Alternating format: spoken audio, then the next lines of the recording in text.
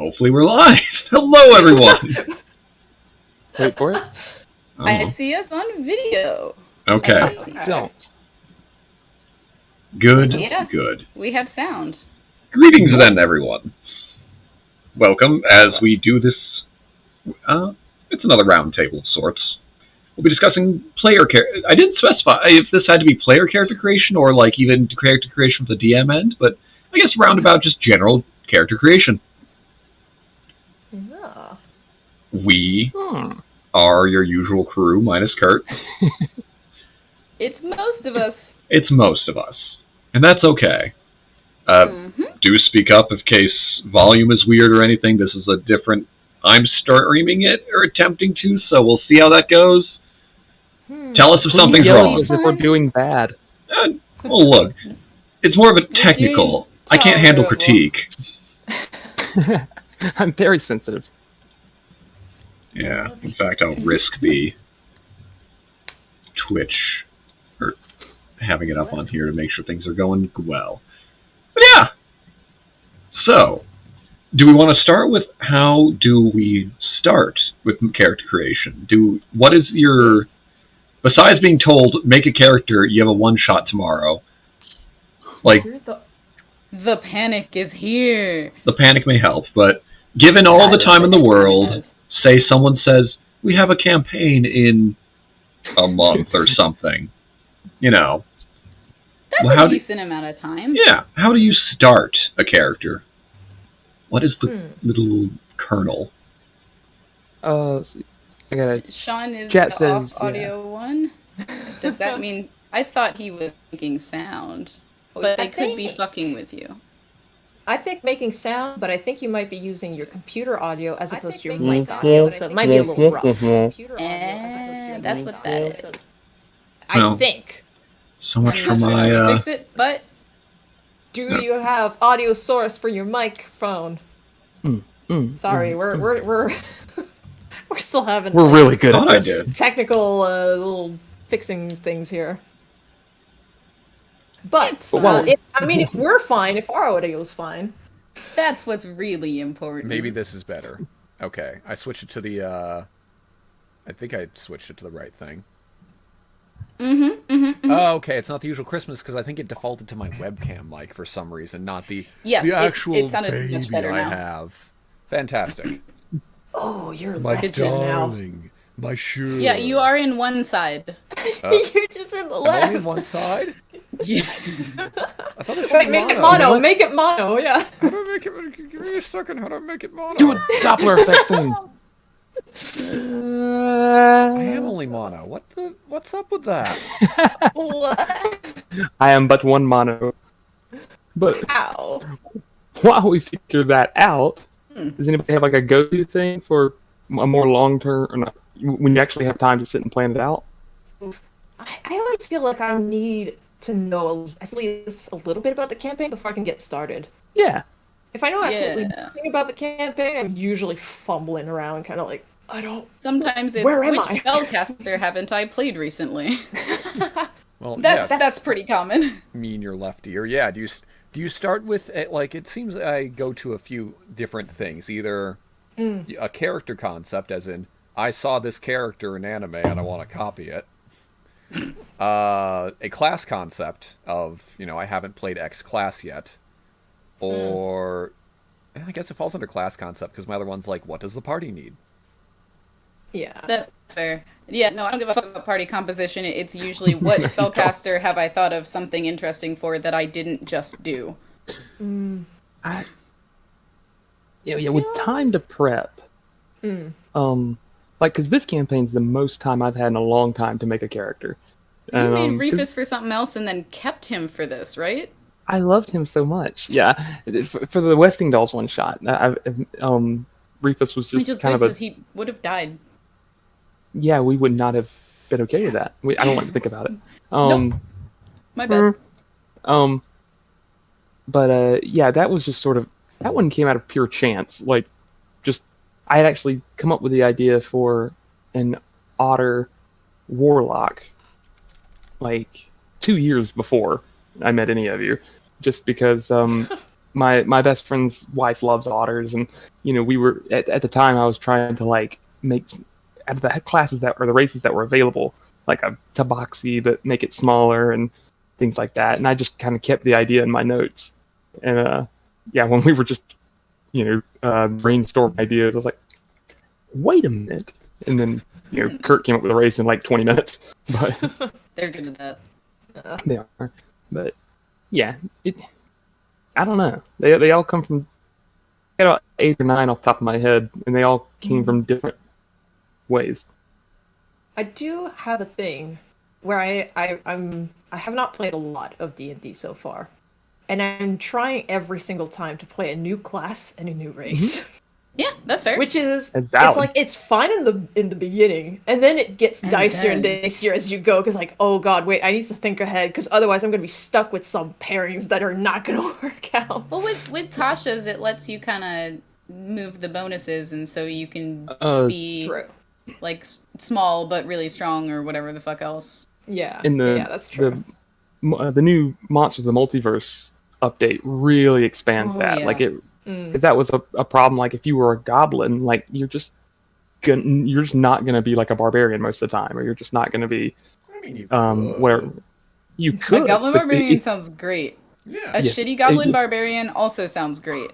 When I say you, I mean the general you. Remember, I'm Mr. Shoot himself in the foot for the narrative. I absolutely have Bard's 9 charisma. It's fantastic. But yeah, so that's something I like about the update. There's a lot of fluidity there. Do you have any like favorite classes that you need to pull yourself away from because you Cleric. keep gravitating towards cleric? Huh? Artificer. Absolutely. I made a Artificers, couple artificers, and I've made 1 in 3.5. I've made 2 in 5e, I think, so far. So I guess I need to pull away from them. They're fun. See, it's funny because like Warlock is not even my favorite class. I don't even know if it's one of my top 3 favorite classes. But the idea of the Warlock patron is such a fun thing to play with. Like, what's the? I mean, I don't know. With Reefus is different, but like, just How can I finding let my weird DM things. hurt me the most? Yeah, it's just finding weird things and going, oh yeah, that's my patron now. Like done. The one time my sister actually came up with the idea of a D&D character with me, she basically just made her patron Dolly Parton, like just some deity who was like very southern and like bardic and giving, but would like cut you at a moment's chance. You had to be like extra glam all the time. Like, I'm I love here that for stuff. Yeah.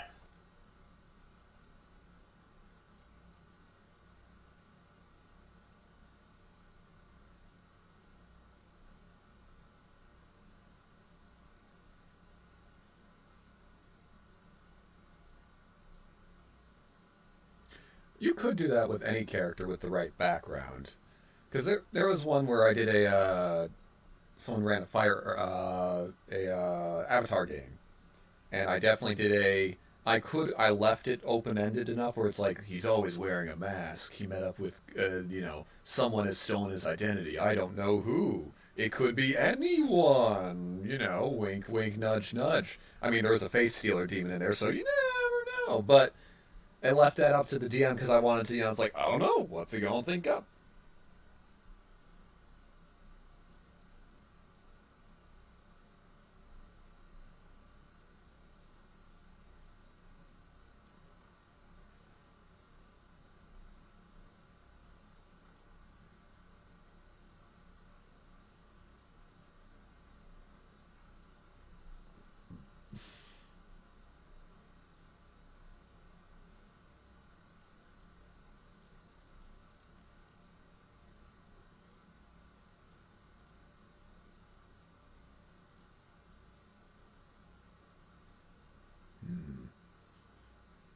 So I can't seem to.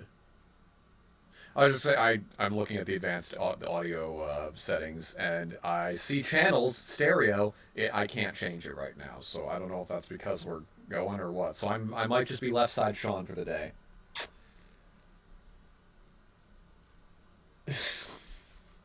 Left sides, we're the best. I'll fix it. Yeah.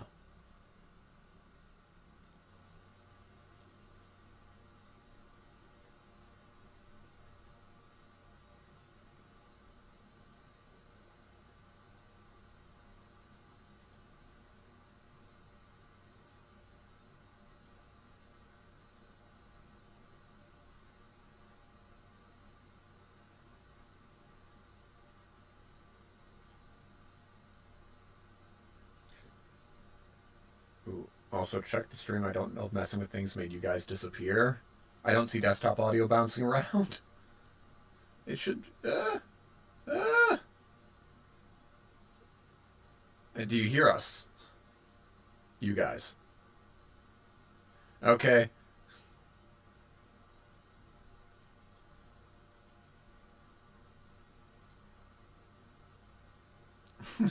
Excuse us for just another moment.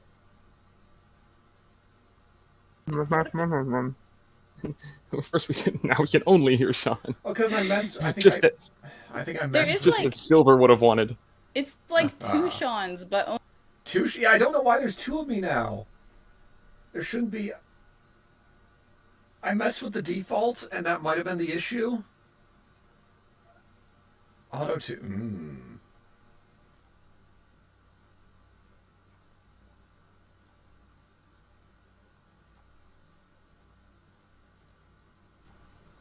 How am I doing this? Okay, remove. Can I remove? Well, I can mute one. I can mute one. No, don't send help. And you reversed it too. That's impressive. Okay, let me audio output capture and add existing desktop audio. Okay, what did I miss? Why is that? Properties. Oh. Now's the time to put up the technical difficulty. Okay, we got it. button. Yeah, that was We put up about- technical difficulties, but we fixed it.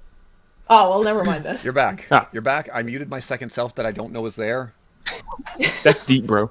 Yeah. Okay, I'm left side Sean, not gonna mess with it. Back to character shenanigans.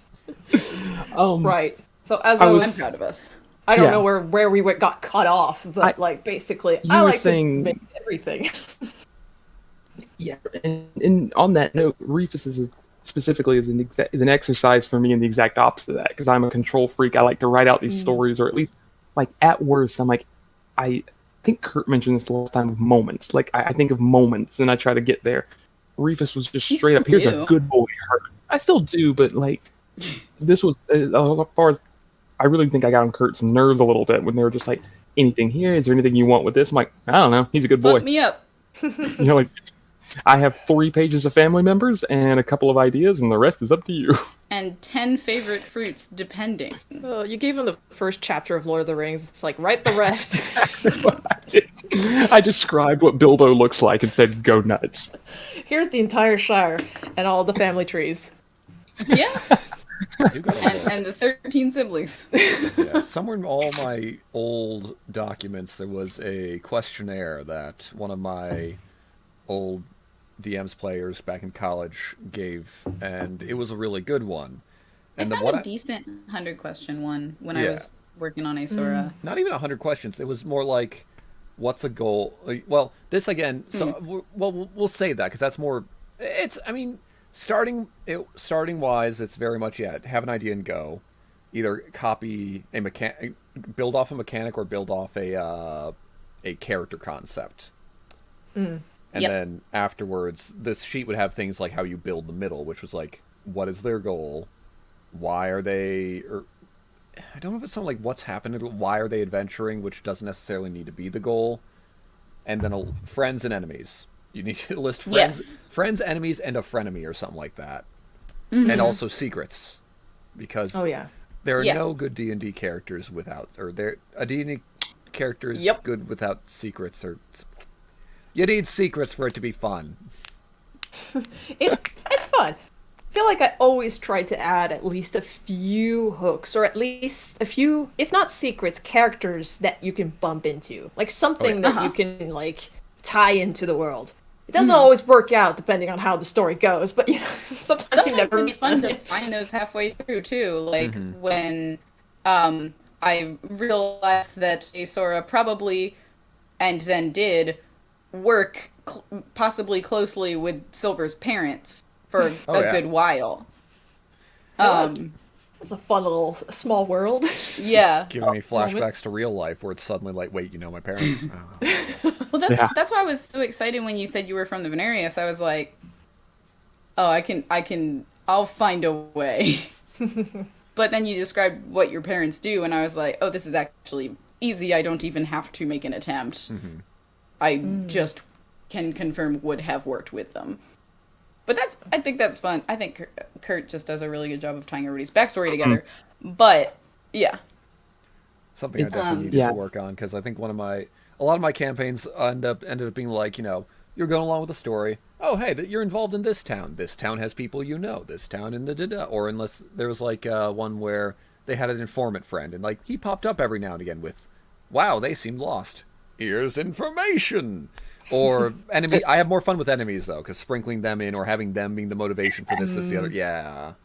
It's the Wayne's World. That security guard had a lot of information. Yeah. Something that's made me a little better as a DM, I think, is actually going backwards. Is like when I try to get everybody's backstories first, just to kind of know what they're going with, and then I start like, okay, well, these two people are connected, and I try to connect at least two. You don't want to do it to everybody every time because then they're expecting it. But these two, or like in a vague way where they may never actually figure it out, and then I'm like, okay, well, if they're connected in this way, what story brings them together? And I kind of build from there. Yeah, I do like the idea of having at least some of your players have links to each other, so it's not like always just a bunch of strangers coming in. Right. Oh, and the looks on their faces when they start to realize, like, yep. Wait, or my favorite is I've got two at my table that suspect, and just watching them go like, and they've never said it to me, but I can see them kind of go, and the way they ask each other things in game, just kind of, but they also they know what I'm up to. So, I mean, there's like even in our campaign so far, there have been moments that I've put things together that I don't think anybody else can make the connection yet, just based off of information. But, like, once we all learn, if I can find the place where I figured it out, and you can see my fucking face, like, yeah. The reactions are always fun. Watching the episode of just the two of you next to And was the funniest thing, because you have the two characters on the opposite ends of the awareness spectrum. Asora knows too much. Asora has forgotten too much. Whereas Reef is like, man, these guys are really nice. And so, like, it's every couple minutes there's like, oh, okay, oh, all right. And I'm just like, that seems exciting. But then every now and then Kurt will mention something in passing that makes me go, kind of go, I have to fight myself to not. I know what that is. I know that reference. Usually I pick up on it. Yeah, I'm just like, hey. That's the fun of Silver. That doesn't involve me. Whatever. Moving on. Very like how long it took you before you even learned about Rufus's nightmares in the first place. Oh my god, yeah. That was a long time. That was fantastic. It's one of my favorite moments of the whole stream. It's just Silver walking in like, what are we all talking about? Everybody seems really distressed. You guys should be asleep. Like, I've been dealing with it. Oh my god, you've never been here when this happens. I'm just not realizing. Moltor just, like, died, but here, we'll tell you a story. I love it so much. Fine. And I just had never thought about it until that moment. In the kind of same vein of, like, holding yourself back, knowing that your character... Like, how difficult do you find it to find a distinct personality for your characters from yourself? It's like, basically, how good are you at stopping yourself from projecting? I can actually do that. I just chose not to this time around. Jacob has seen me play a 10 charisma, 8 wisdom character. It's miserable and also a lot of fun for And, because my character don't notice shit and can't make friends for shit. And it's the exact opposite of how I function as a being. But making that, like, having that difference and playing the character is still a lot of fun, as frustrating as it is, just because it's so different. Yeah. Go ahead, Sean. No, you go ahead. Okay, fine. I tend to just, like, pick one aspect and just focus on that, and it branches out. Like, with Rufus, it was my own naivete as a young preteen early teenager, and I'm like, okay, now let's dial that up to 11 and like see what happens. And then he gets his own characteristics from there. But that's something at least I think I'm decent at, is just to be like, okay, yeah, no, this is Reefus brain, like, done. Like, yes, Jacob's thinking that, but we can put that out of the way, and I'll complain about it later because Jacob wants to figure it out. But Reefus just is happy boy going ahead.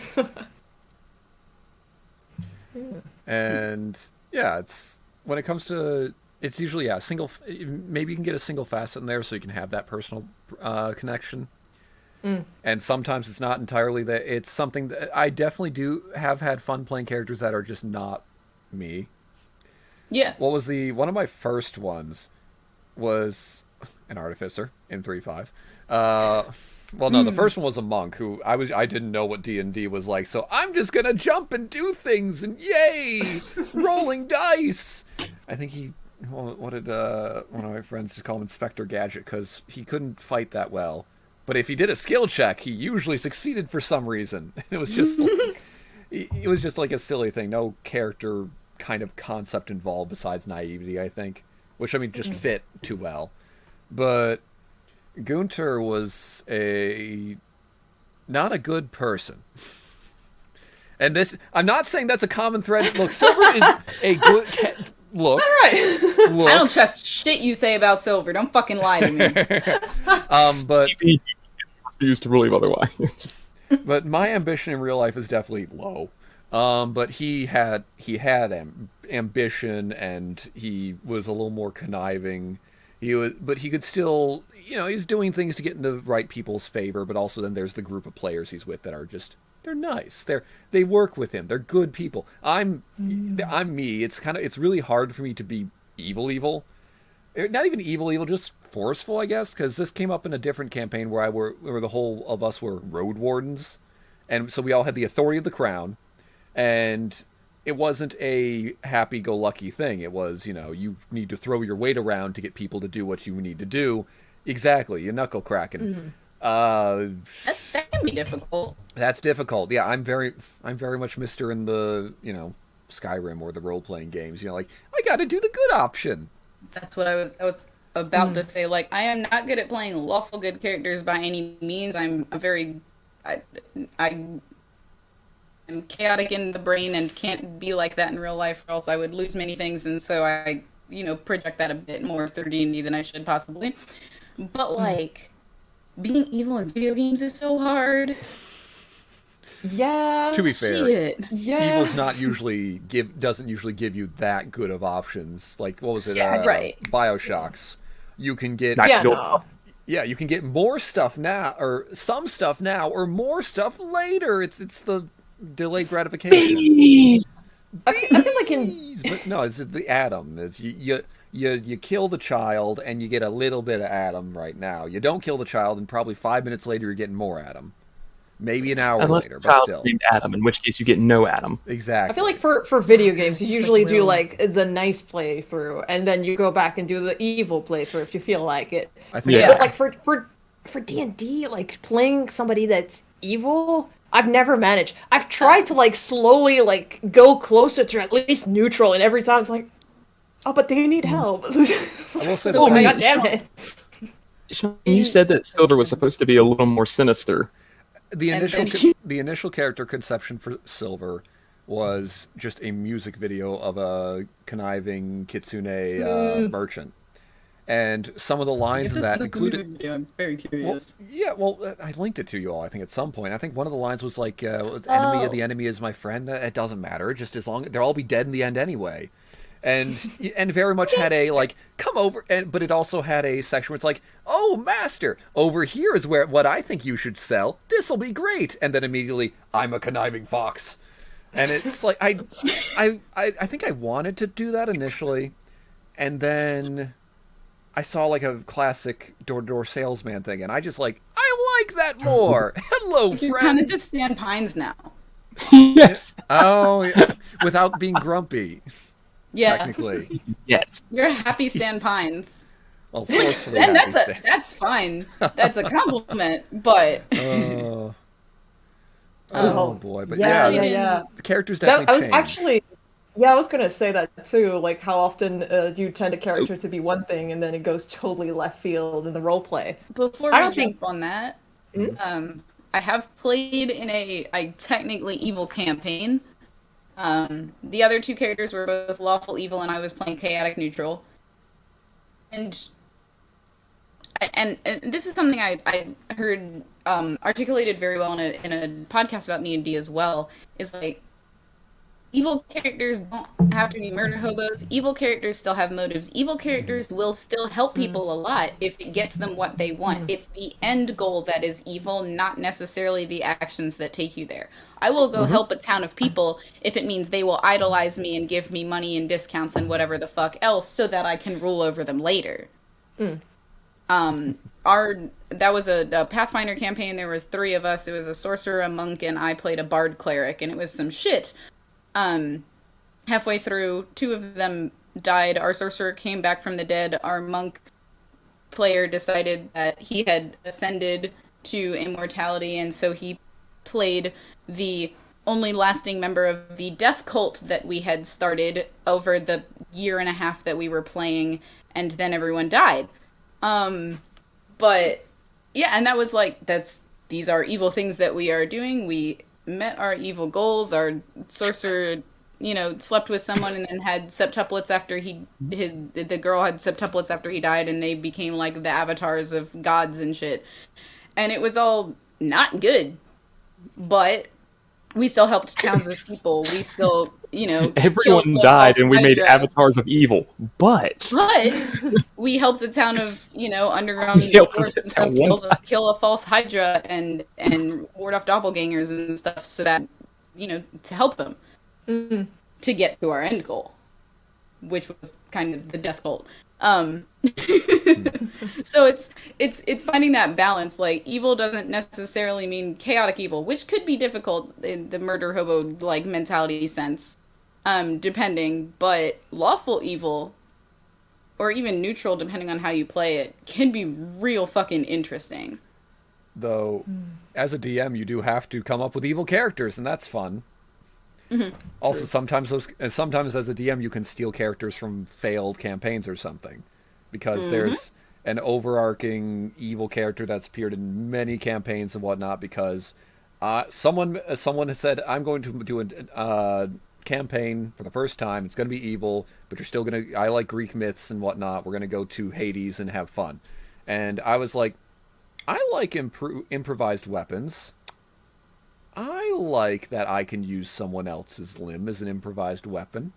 Back in 3.5. Let's see how. All right. Let's see how this goes. And honestly, that is almost like the left field thing where that lasted 3 sessions. He was more or less a maniacal acid, whack people with their own limb thing. But then since that kind of sat there, and he just kind of sat there, and I was like, wait a second. I used to watch too much Doctor Who. I like time travel. Yeah. I ended up being like, let's pluck you out of that. Let's elevate you in power level. Let's ascend you, and let's have you go against the enemy players and whatnot. And then, because that campaign got to what we defined as higher level, because in 3.5, I don't think we ever got past that level 12. Because anything beyond that started to just get wacky crazy. Yeah. So, but also to be fair, that group of level 12 people against this guy who had the god level system, however that ended up ascension thing going, they didn't outright kick his ass, but they more or less kicked his ass, because I forgot the golden rule of DMing is have ads. I mean, I had some guys, but yeah. Yeah, it's, oh god, I was just saying, I've learned I can have the stream open, I just can't have it playing. And then I can at least look at the text while this is up. Oh, I'm sorry I distracted you. No, it's okay, but it's just, but yeah, it's fun to take the evil characters.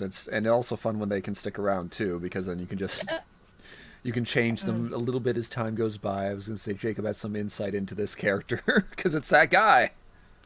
Putting an evil character as a DMPC is great. Oh yeah. Oh yeah, I mean, it's not even a DMPC. It's just the antagonist. Yeah. Yeah. And one of the hardest things about villains, because that's what we're talking about now, is I swear I'll get back to the question. I had a Back thing to the whole characters changing, because feel- that is one way character One- change. But yeah, One day.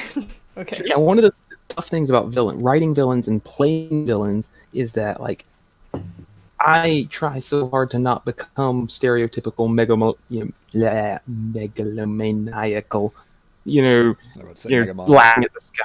Yes, exactly. So you keep, like you said earlier, and villains have motives, they have weaknesses, they have reason. Very few people are just born and go like, yes, I will now murder everyone. Only a few. Something happened. Only a few. So it's hard because I'm trying to make that not quite sympathetic, but just like, oh, I see how this happened, kind of deal. I thought Killmonger in Black Panther was well done as far as superhero movies go. Yeah. Like, okay, yeah, I get what you're doing. However, I think that's the same as what you said with Rufus. You take the character trait, you dial it up to 11, and suddenly they're the evil person in Murder. the campaign. They're going to be EG. Yeah. yeah, I feel to have a good character while having somebody who just wants to like carnage is also fun at times. Having a logical through line is very important to understand. Like, okay, I see how you got to this point and why you want to do this. Yes. I follow your logic. I do not agree. Here's where it went a little bit way too much, but I get it though. but Yeah. Yeah, I do on the appreciate those very much. on the topic of both there, like my favorite character, the one I'm still playing, is Wager, just teaching aberrant mind sorcerer. He was a EG that I put in one of my first campaigns ever done, and he's great. He was meant to be more of a, like, I think Shavel from Southern Hospitality, but like a little more blatantly like, I'm here to, like, you're getting the losing end of this deal. It's just a matter of how much you get to choose how much you get to lose, kind of deal. Lots of the that Ratsky that I get to play with, and yeah, that's the thing. That's the thing. It's like he never turns down a good wager. That doesn't mean he can't see something's a bad one. But like, I don't know. I honestly still don't really know where it happened, but somewhere along the way he became a little sympathetic and a little like, he's not here to conquer everybody. He just wants to take stupid people's money and then have them keep giving him money. And eventually he just, like, owns a town, And he's just like, and so I guess that's part of the fun of D&D to me, is just the whole, like, you have control over who the character is, but between you and obviously the DM, but also the other players at the table, like, everything becomes something else, it's happened with Rufus already. It's just like, it's part of the fun. I was gonna say, speaking of which, yeah. like, well, I'm a little more on the nose. How much did your characters change? I know that, well, Sean, you talked about how Silver went from, But that was Fox. yeah, but that was before it even. But that was before even he hit the first session. So I think the question. So I mean, that can happen where it's true. just you have a concept and then you twist it before you get into it to try and kind of make it your own. Oh, okay, that was before. Okay. Yeah, that was before we even hit the ground, because I also, to be fair, it's a little hard to be the absolute antagonist of a group of initially. Like, I didn't want to just be backstabbing y'all at every step and turn. That's why Silver's there. He's fun. He's not going to. He's not going to be like, oh yes, I'm going to steal all the money from everyone, and no one will have money except me. Not out loud. Not There's another 20 gold. Yeah, that's the thing. Reefus is giving him gold. He's starting to feel bad for that. He wants to earn it. Funny. Yeah, there you go. And that's the thing. He wants to earn He's got that some money. decency. It's a capitalism thing. Silver is the embodiment of capitalism. Well, look. Oh, God, no. The thing is, since he's from the wooded folk area, which has the Amish tradition of Rumspringa, of send you out into the real world so you can experience it and then come back, it seemed very much in line for going out. It's like, we usually just trade in commodities. What's this gold thing they're doing? I like it. And then just getting attached to that concept, and then I gotta get more. I gotta earn more. I gotta get more of my own. That type of thing. The question Adventure in that capitalist case, Silver. Yes, but he did not change in the campaign. Okay. So after you got that concept, it's been pretty much the same? He's been pretty consistent. Interesting. I will say, From like Silver's is the backstory we have touched the least. Yeah. So there have been few opportunities for. Now, again, the one real big kind of reveal we got, again, and you can attest for this, like when you guys were having like the flashbacks and everything, like I physically pointed at the television and just like, that thing, that's a thing. What is that? Something is there. We're not allowed to know, but something is there. We never hear about this, so turn it up. That's Sean S. Silver. Fuck, you gotta rewind. There is no worse anxiety than watching a game that you're a part of and being able to do nothing about it. And just being like, ah.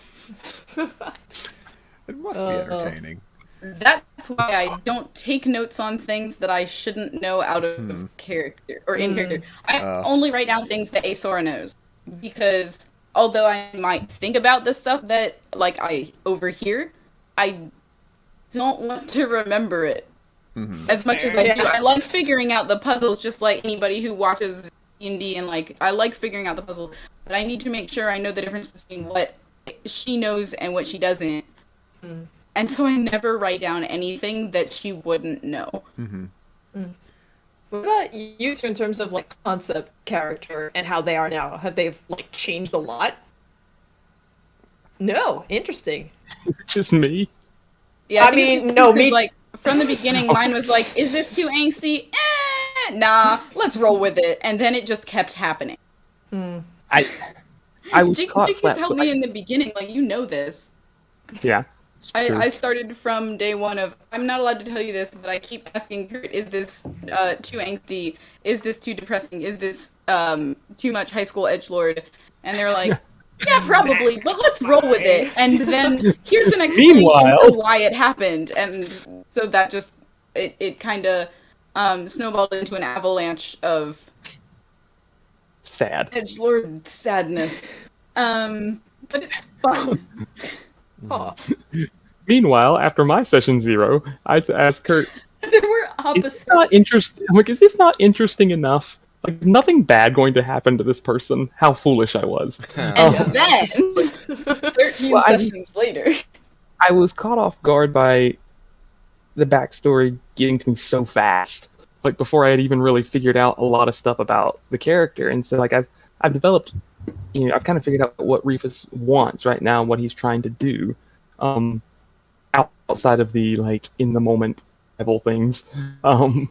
But yeah, like he's definitely, I've tried to like show where this all this stuff with the Crimson Moon has like affected him. He's a little snarkier sometimes. He is like, depending on who he's around, he can, be his typical happy-go-lucky self, or he gets a little cynical sometimes, but because he's always been so everything's bright and shiny, cartwheels and rainbows, like there's no in between for him. It's just like, everything's great. I don't like you, and I hate all of this. And like, there's a good job of showing the difference in when it happens. It's easy to play extremes. I'm looking forward to, or it's easier, I should say, to play extremes. I'm looking forward to letting it bleed X amount of sessions down the road when, assuming I still have like a functioning liver by that point, whatever the heck's going on with Rufus, but just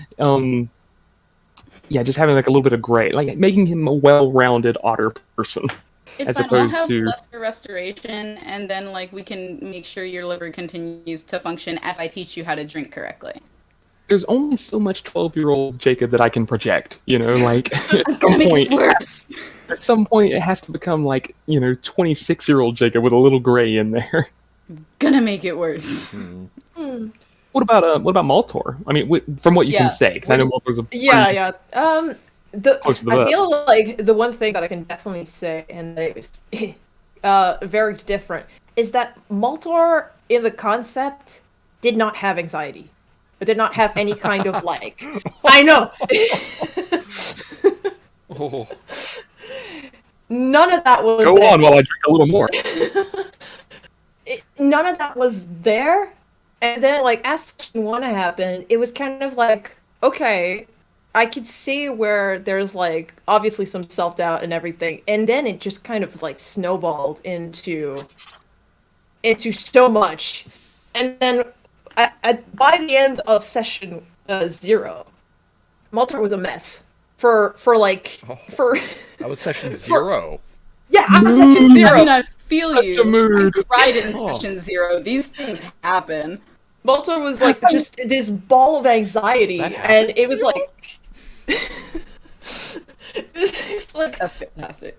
and it was just like, oh god, and it just like persisted, where it's just like trying to deal with what was happening and everything, and like they've never come back down to where they started. I say it all the time, but I just want to hug him so bad. Like, I just want to Honestly. hold back. It's okay, my guy. It doesn't Well, again, help I that- went on. It doesn't help that he's in a face party. It just doesn't help that he's a job. There's Yeah. the projection You of really silver. Oh my Like, let's god. take my anxieties and throw them into this shit. I don't understand the concept. And Rufus is like, we'll fix that real fast. And you're like, no, we won't! Well, I went. You cried at session 0. You developed an anxiety complex. I went on a date. I got I a made free money. night.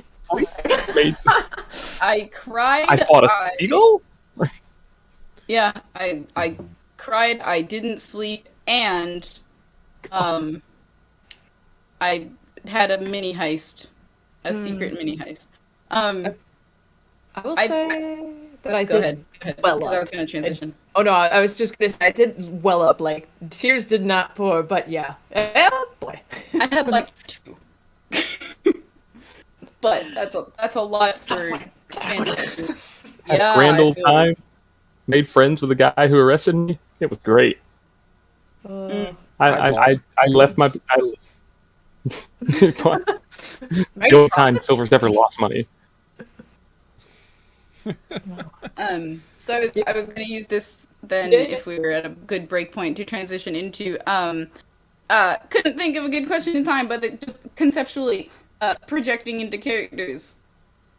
Yes, no. I know 3 of us are doing it this time around, and then there's Sean. Ah, That you don't know. You don't know. you don't know. But I did say I think ED.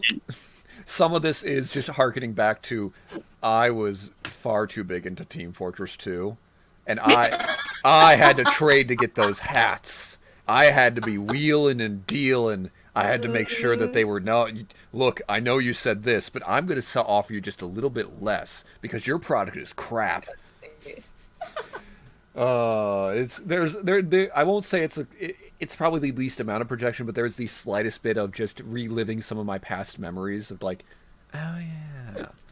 Though in sessions there's fun. less wheeling and dealing, but I mean that's hard to it's hard to fit in there in a good like, all right, Kurt, I want to haggle.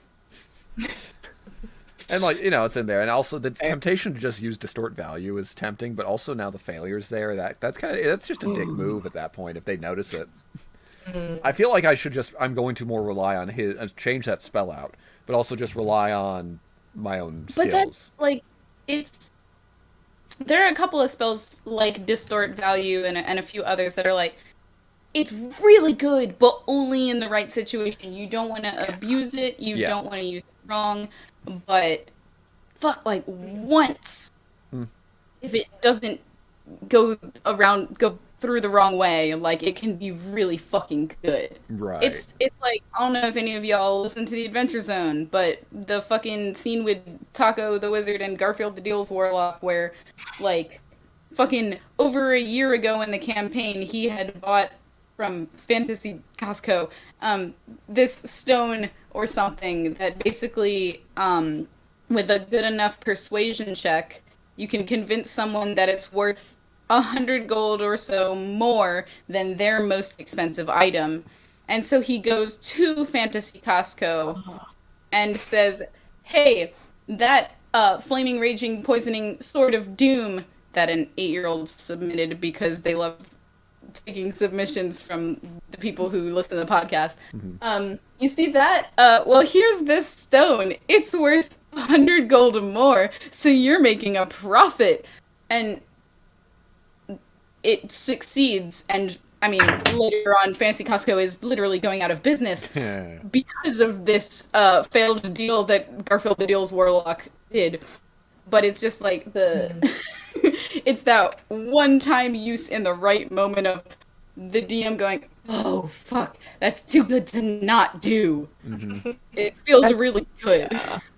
That's what I like to do with inventory. I love keeping weird crap. Yep. Yes! And, like, just being like, I mean, the critical role thing where Laura Bailey does the modify memory on the cupcake, like, that's like it. That is what you're like, you hope to achieve. Of just like, yes, there's this thing. I do like giving my player characters in my 5e game. I looked at the common magic items and like, wow, these are kind of crap. Let's give it to them and see if they get creative. And half the time they'll end up at the bottom of their inventory list and never see the light of day. But occasionally it's like, wait, the wand of flowers. Spices can have the flowers, and there's like certain this thing, and it's like, wait, I think we could actually use these flowers that this makes to make a thing that can be used to cure a thing. And it's like, that's nice. Or I think it was, we can make Wolf's Bane. It's like, oh yeah, crap, that helps. Werewolf time. That work? Oh. A Jack Sparrow moment. Interesting. I kind of want to about the Jack Sparrow go moment. back I feel to like the... it's decent there. I kind of want to go all the way back to the kind of the projection, or like how much it's. I feel like there is like definitely characters that I'm like, I will allow myself to step in more and like have it more inspired by me, and others not. Wisteria was not me. Wisteria was very much a character. Malter is a lot more closer to home, and I would feel like Brina is half and half. So and it comes from I love Brina so much. Brina's voice exists. Like, I don't know if you've gone back and watched, but the first time you speak as Brina, you can watch everyone's face, and it's fucking phenomenal. It's so good. Especially Jacob, but just like everyone is like, oh, this is the episode of Maltar, and holy shit, it works so well, this is perfect, oh my god. You can see my face the best when, again, I rolled the dice to see who was bunking with who, but just to watch Brina and Kasadi interact was just like, I won't say a word for 4 hours, like, I just want to watch that. Like, I'd watch that movie. Kasadi does bring up a good point. Roommates. Oh yeah. Kasadi does bring up a good point when character creation. Something I keep in mind is how long will they be around for? Like, Silver. Yes, Silver's going to be a fun time for a long time. This is good. Kasadi would get on everyone's nerves if he was around for more than 3 to 4 probably 4 to 5 sessions ish. Because probably 4 to 5. But also absolutely no. It depends. Kasadi is a great once a month character. Yes, he's a great once a month character because he's more on the gimmick end than he is on like the taking the concept the concept was, oh man, these warlocks, the great old ones. You know what? I love fourth wall breaking every now and again. That might be an entertaining thing to do. There we go. Make the character. And like that is always a good template character thing too. Mm-hmm. And the faces you make. I think Kasadi is best visual. Oh yes. Visual Kasadi is great. I think that's extremely important because sometimes I'll like look up from writing notes for like 5 minutes and I'll be like, how long Sean has been staring at me. Like it threw me off the last session because I was like, were you saying something? Oh no, you're just okay. All right. From time to time, it's like, is Sean frozen or is it just the eyes open thing? Yeah. I can't tell. It's great. It's phenomenal. It's fun. To answer your question with the projection, with D&D and like pretty much any tabletop game I've played, I've used it as kind of that projection of things I don't get to do in real life, like a kind of that cliche approach to it. Yep. Like, part of the reason I play a lot of martial classes, I'm not a real big guy. So like it's nice to go like, man, I just really want to like front flip over a table and kick this dude. Okay, cool, let's do that. I can do magic in real life. I don't get that part. Yeah. There's a Fate game that I'm in with I modeled the character just after Vash the Stampede from Trigun, and I was like, okay, I just want to be like dark and yes, I know, dark and brooding and mysterious. It's one of my favorites ever.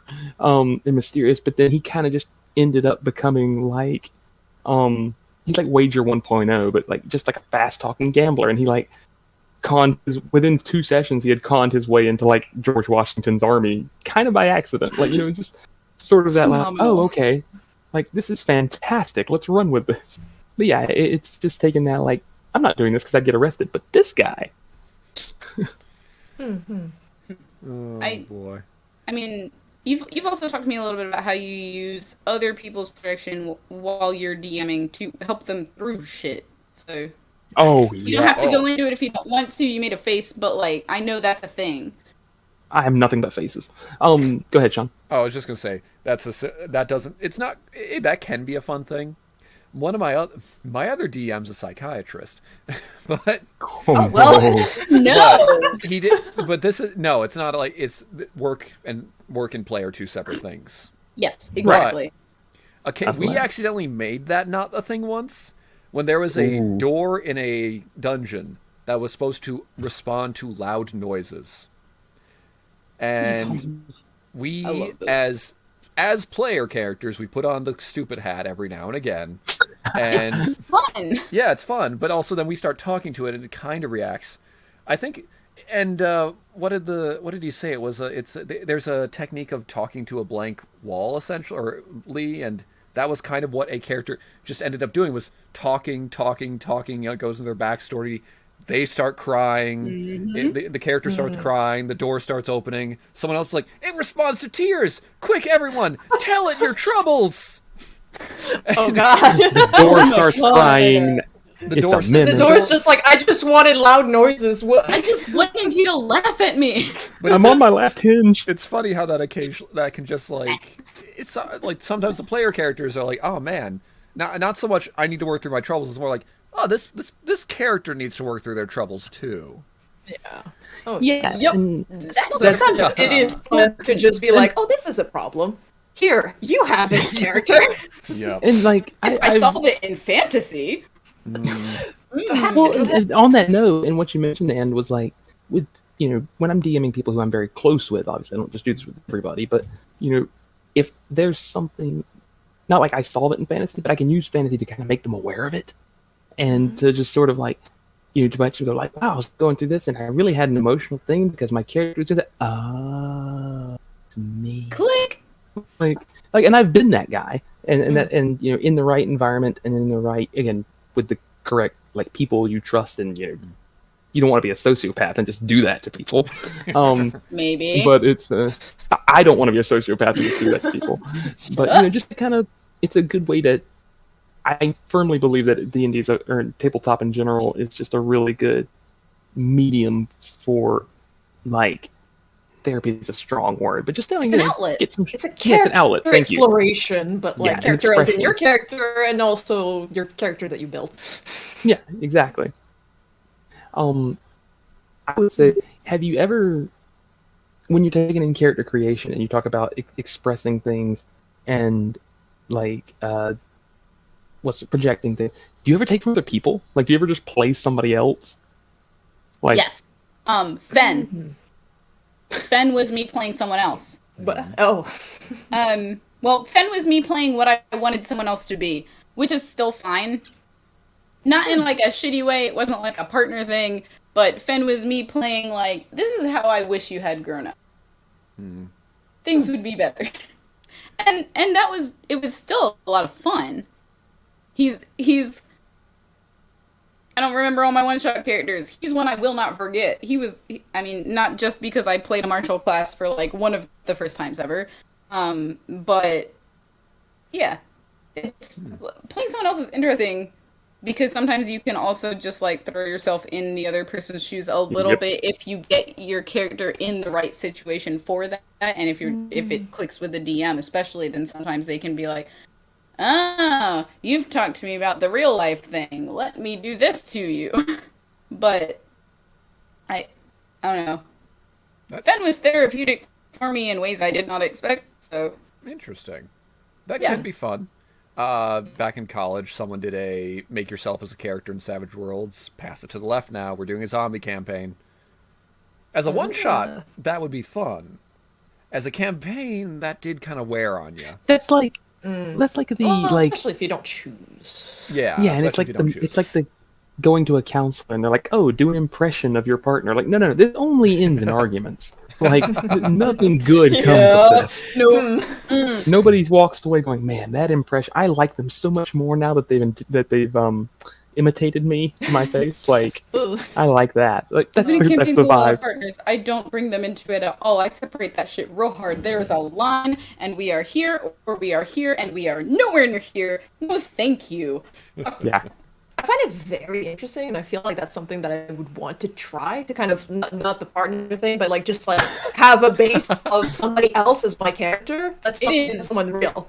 Because I've done that, but only with like fake characters, like other characters from TV shows or stuff like that. Other media, yeah. Yeah. Well, for example, Yeah, Brina that was is partially based on Little Mai from Moomins, because I was obsessed with that character when I was a kid. God.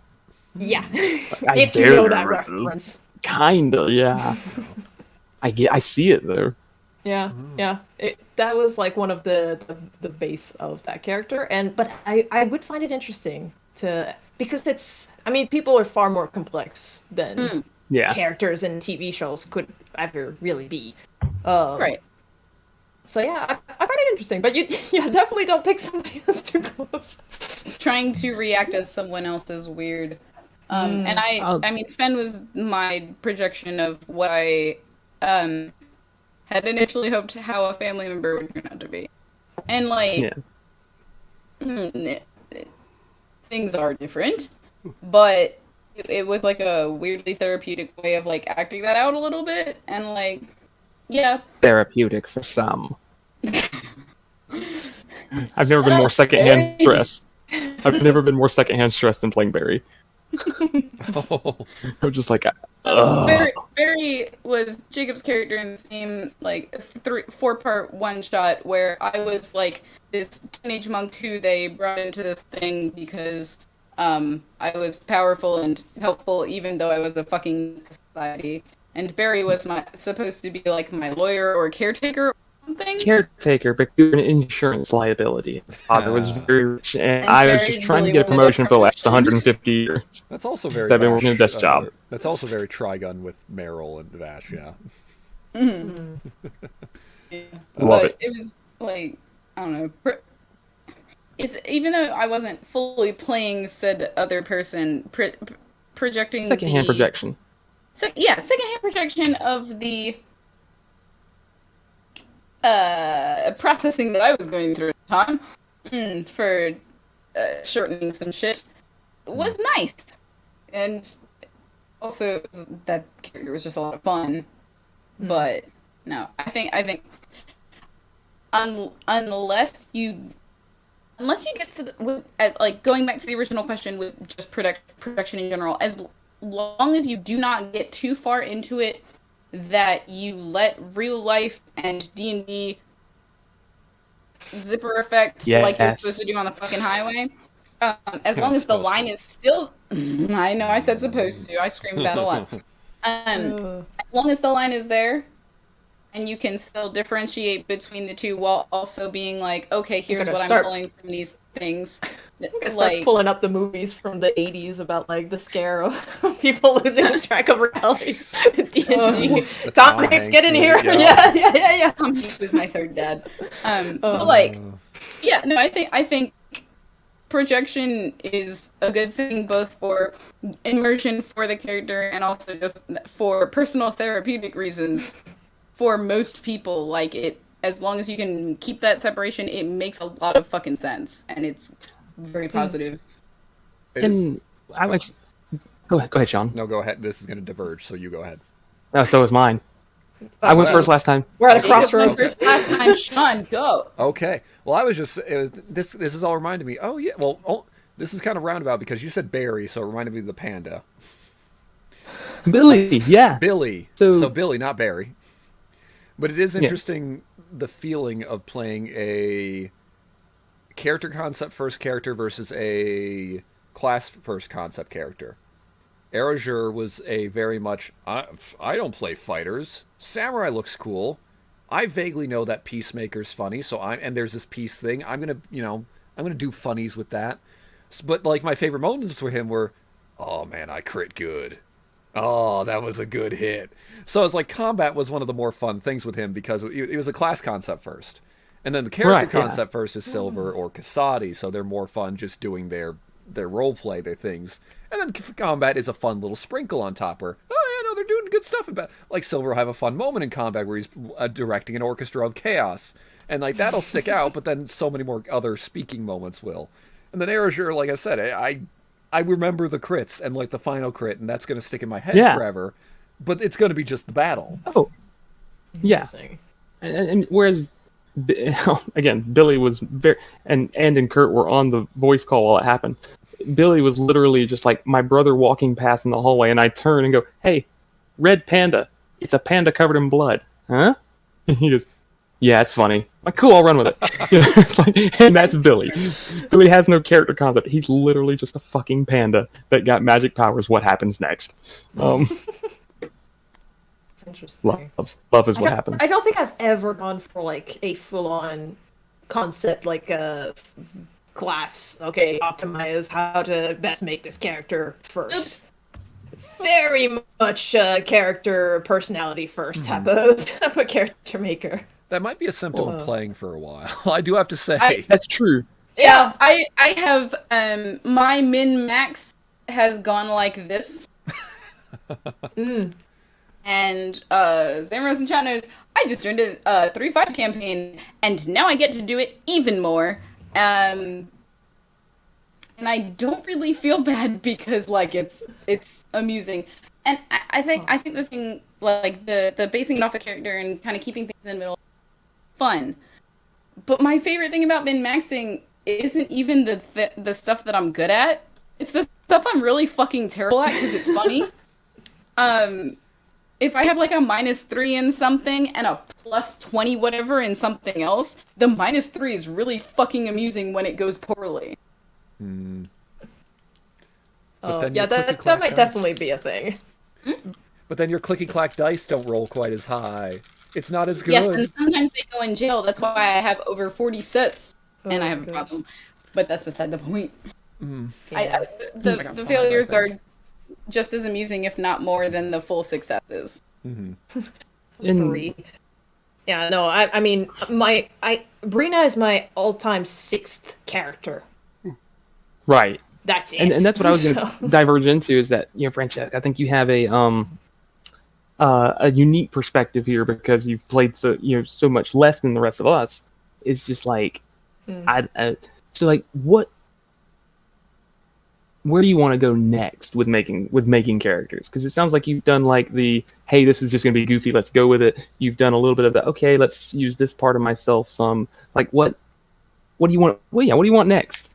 I do already have another idea for a character that I would not want to throw away easily. But so far, my way of going about making a different character has been to make them somehow opposite to the one that I'm currently playing. So, I mean, from the ones that you might have encountered, there was Wisteria, who's like human fighter, extremely just stoic to the point where does not really register social cues that well. And it's just like, we have to do this. This is fine. We got this. Okay, let's go. And not understanding why there would be any problem with anything else happening. To Moltor, stressed out lanky noodle. To then Brina. So it's always kind of like going and exploring different personality types and going from one thing that's an extreme, or not an extreme, but just like opposite dialed up to in a way. In a way, yeah.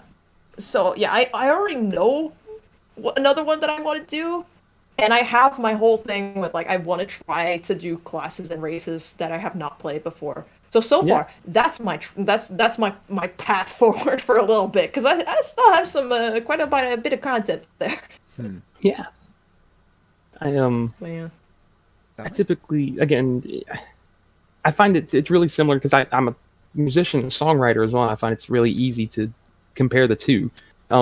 of like inspiration just hits you in really weird ways, and you learn to kind of just relax your brain to accept that. I heard a song literally today on the way home from work, and I played it back like 3 or 4 times because I'm like, no, that's a D&D character there. And like by the time I got home, I'm like, okay, it's like a Warforged who like is a bit like Batman's Alfred, just a butler type and everything, except mixed with like, just like a not quite a bodyguard, but just sort of like he's very proper, he's very polite, but he's also just like huge and will hand-to-hand combat anybody. I'm like, okay, no, I can go with this, I can work with this, and then I got half a page later, and like, okay, well, if Reefus dies, there's an option. So, well, that's actually interesting because I don't think I ever pulled a character from a song directly. Yeah. I want to write a campaign based off an album. Like, I have so many fucking ideas. I have the campaign on the table I'm doing right now, an album. I have a whole playlist of just like I have a playlist of songs that make me think of characters. Interesting. But I mean that's. I definitely used a song as a MacGuffin before. Yeah. Yeah, no, usually I'll have an idea for a character and then desperately try to find songs that fit. We've learned a little bit. I was gonna say, the Spotify playlist is new to me because my music knowledge is my old high school, college playlist. That's about. I have to listen to yours and help you add to it because I'll have some ideas for you. Probably. The thing, and the thing with fucking Maltor is I sent Francesc like 10 or 12 songs, and they accepted 2 of them, and like that's fine. That just helps me learn for the next time I suggest things. Yeah, it's just like what? It's like, do this fit? Nope. And I did also realize when you said opposites, Silver might be a result of that a little bit, because the character before that in the Monday night game he's a Fire Ganassi who's taking the Artificer. He's taking the armor role of Artificer, and I'm using that. Initially, it was just man in armor. Oh, well, my one friend was like, "Hey, Mythbusters. You be Jamie, I'll be Adam." And I was like, "Oh, okay, that sounds cool. Yeah, I'll be the careful one." And then I took the armor, and also, unfortunately, it turned into a coping mechanism for him of, all right, if I'm not in my armor, I'm useless. Also, him and Maltor get along very well sitting in silence next to each other. He's, stoic, quiet, and then it's like, wow. Because before that, it seemed like I turned into faces of groups even without trying. So I was like, oh, I'll be someone in the background. And then this happens, and it's like, haha, time for face again. You might be a symptom of that whole going opposites now. Yeah, going back and forth. It's fun. It kind of like refreshes the palette a little bit from going. Yeah. Oh, it's kind of the same characters. I do see we have We have a question. I was about to bring that up. Yeah, go ahead. Question. Character moments. Are they player driven or DM driven? I would say, personally, I'm an extremely reactive player. I react to stuff. So in a way, it bring me something, and I'll play ball. Let's go. Throw a piece of fruit at its head. Yeah, exactly. We'll have a moment. It'll be great. I will react and jump in. But so reactive feels like there's both. Because like the DM creates the situation, but then you act in it and make it into a character moment. TM. Yeah, for sure. Yeah. And I think pretty similar. Like it can't be a character moment unless it's both. Yeah. Right. Well, and it's interesting. A lot of it depends on the player, because you got people like me and Sean who have DM'd a ton, and so like you've got a little bit of that in your head of like, it becomes a tennis match almost of just like, oh, okay, we both understand what's going on here. I'm prompting you, you're prompting this, and we're just going with it. As a DM, I try to make them more player driven. I can set up the structure. Your best friend, like sworn brother, who you accidentally killed in a murderous rage years ago, his name's popping up everywhere, and like it's been following you the last 4 or 5 days, and now it's run. He's walked into the bar, and you're the only one who knows who he is, and then it's just yes, and just watch what they do. Or or a character's moment can be like I set up framework of, as a DM, I set up the framework of some monster is loose in town, destroying the local livestock. They find out it's a little girl who has, some sort of lycanthropy, and the mom's trying to satiate it, but it's getting more hungry. And then the character's moment was very much of them arguing, what do we do? It's a little girl. Well, we gotta kill it. We don't kill the little girl. Yeah, it's we should hand them over to the church. Why would you do that? They could use her for evil. I'm taking notes then. And that whole exchange resulted in one of them just like, all right, if you want to do this, I can't be a part of this. I'm going to go off and do my own thing. It's like, they had to leave the group because of it, and made another character to then more align with the group's mentality. But it was still like a defining moment for that group and that character especially, which was fun when I brought them back later. But yes, setting up the framework and letting them kind of go, okay, do it. And I mean, that means also you can set up some stages, some framework where they don't react quite as well, and that's just like, oh, okay, whatever. I do enjoy having I don't know, from time to time I feel like, okay, this is how Maltor would react and all of that. And from time to time, it's like, oh, I get to actually step up because that was something that happened, and I'm reacting to this more strongly than normally. And I do love when that happens because it's like, finally, let's go. It's a little bit like being in the back seat, just be like, Flurry, let's go. But yeah.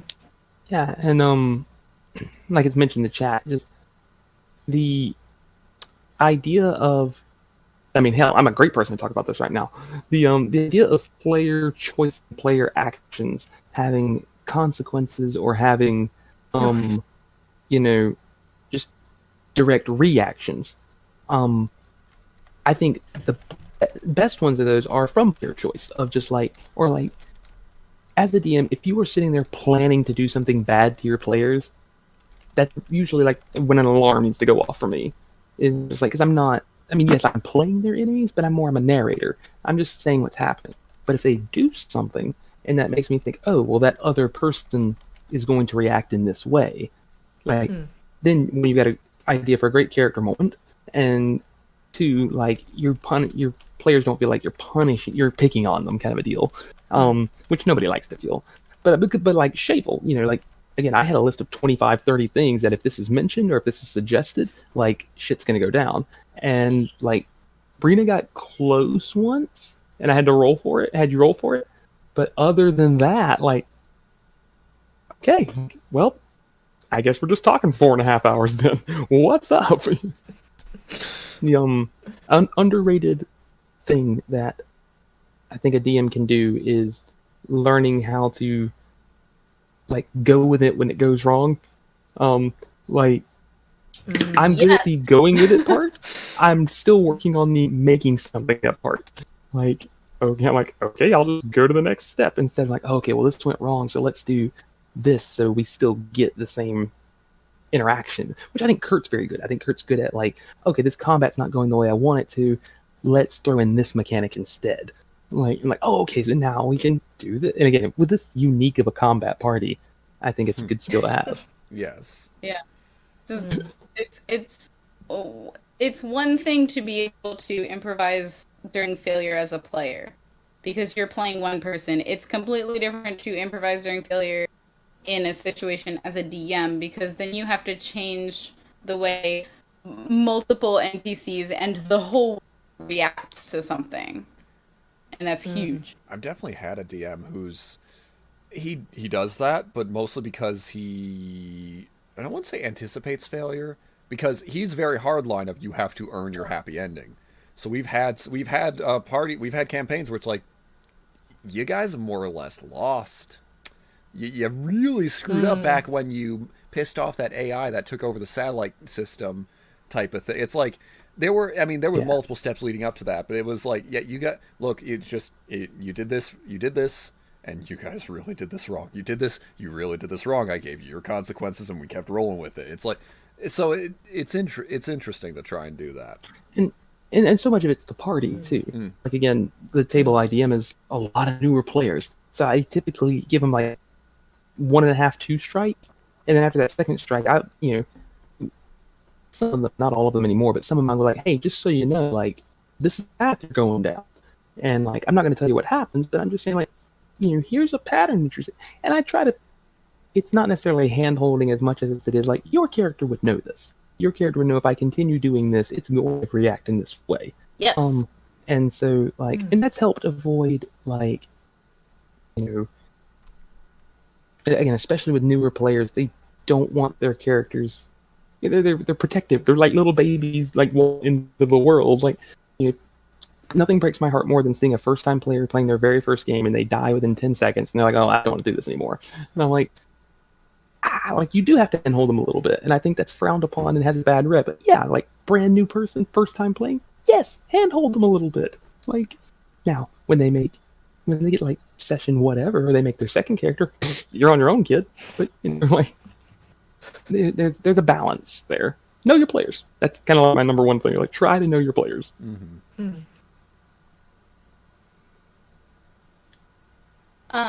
On that note, since everybody stopped to breathe, I'm going to say we should take a break and come back in 10 minutes.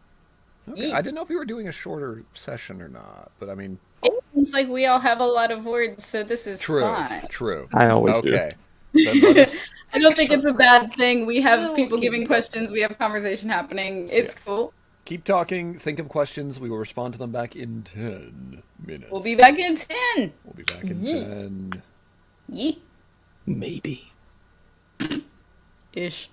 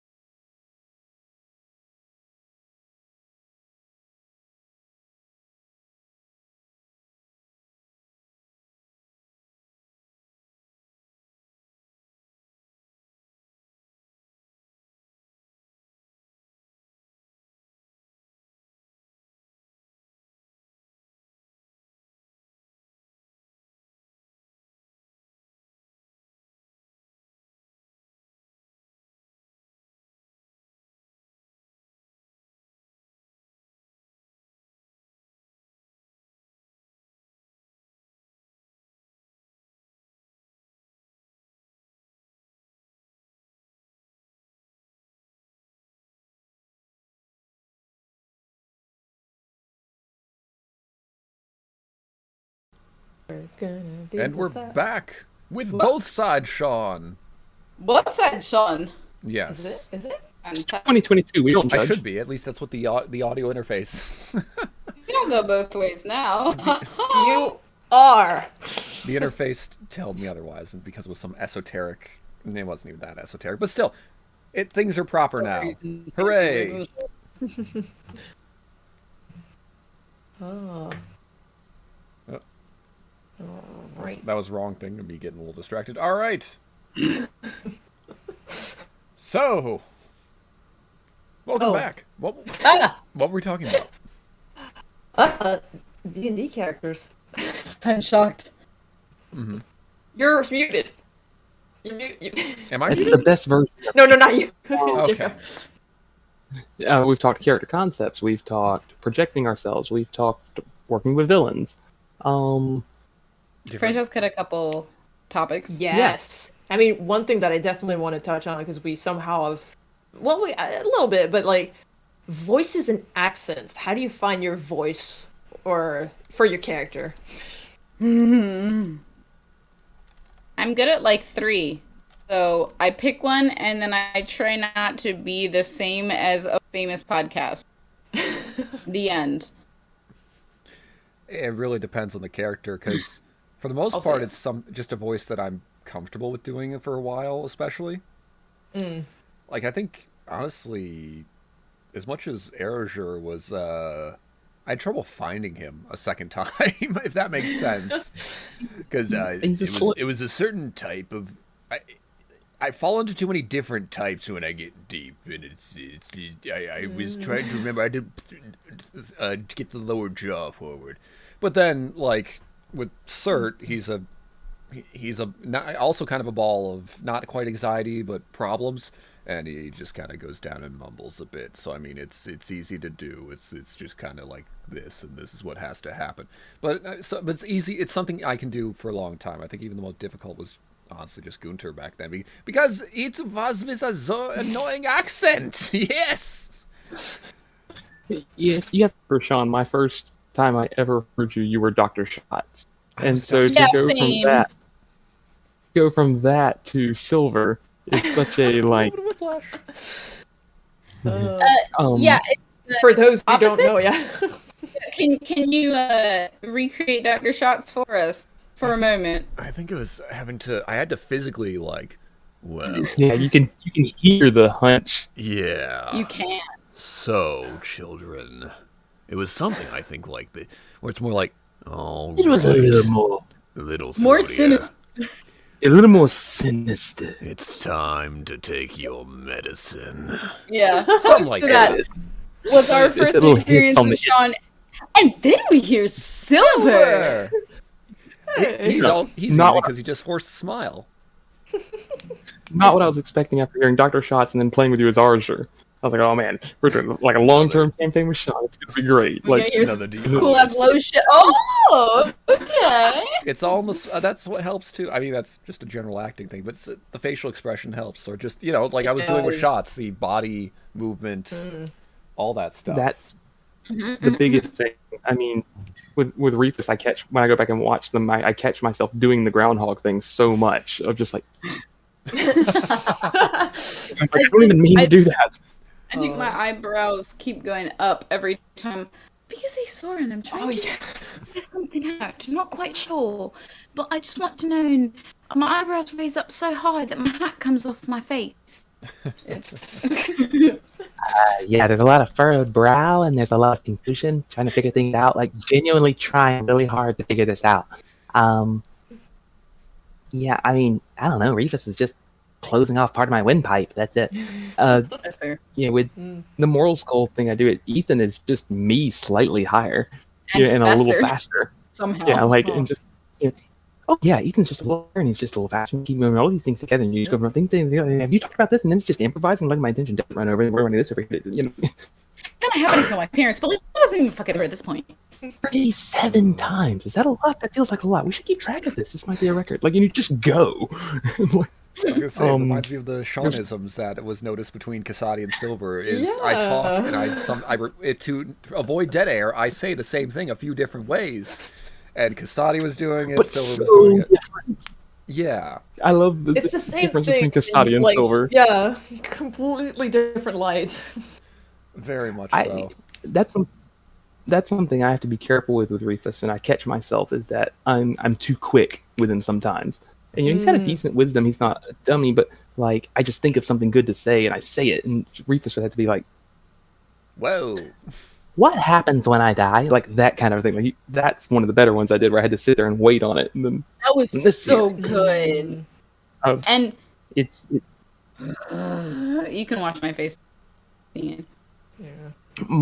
But see, as far as like per word, like Maltor delivers the biggest hits because you get like 7 words and just like boom, and like It's like the clip we have of like everybody's reaction to the same thing, and I'm like, oh yeah, culture.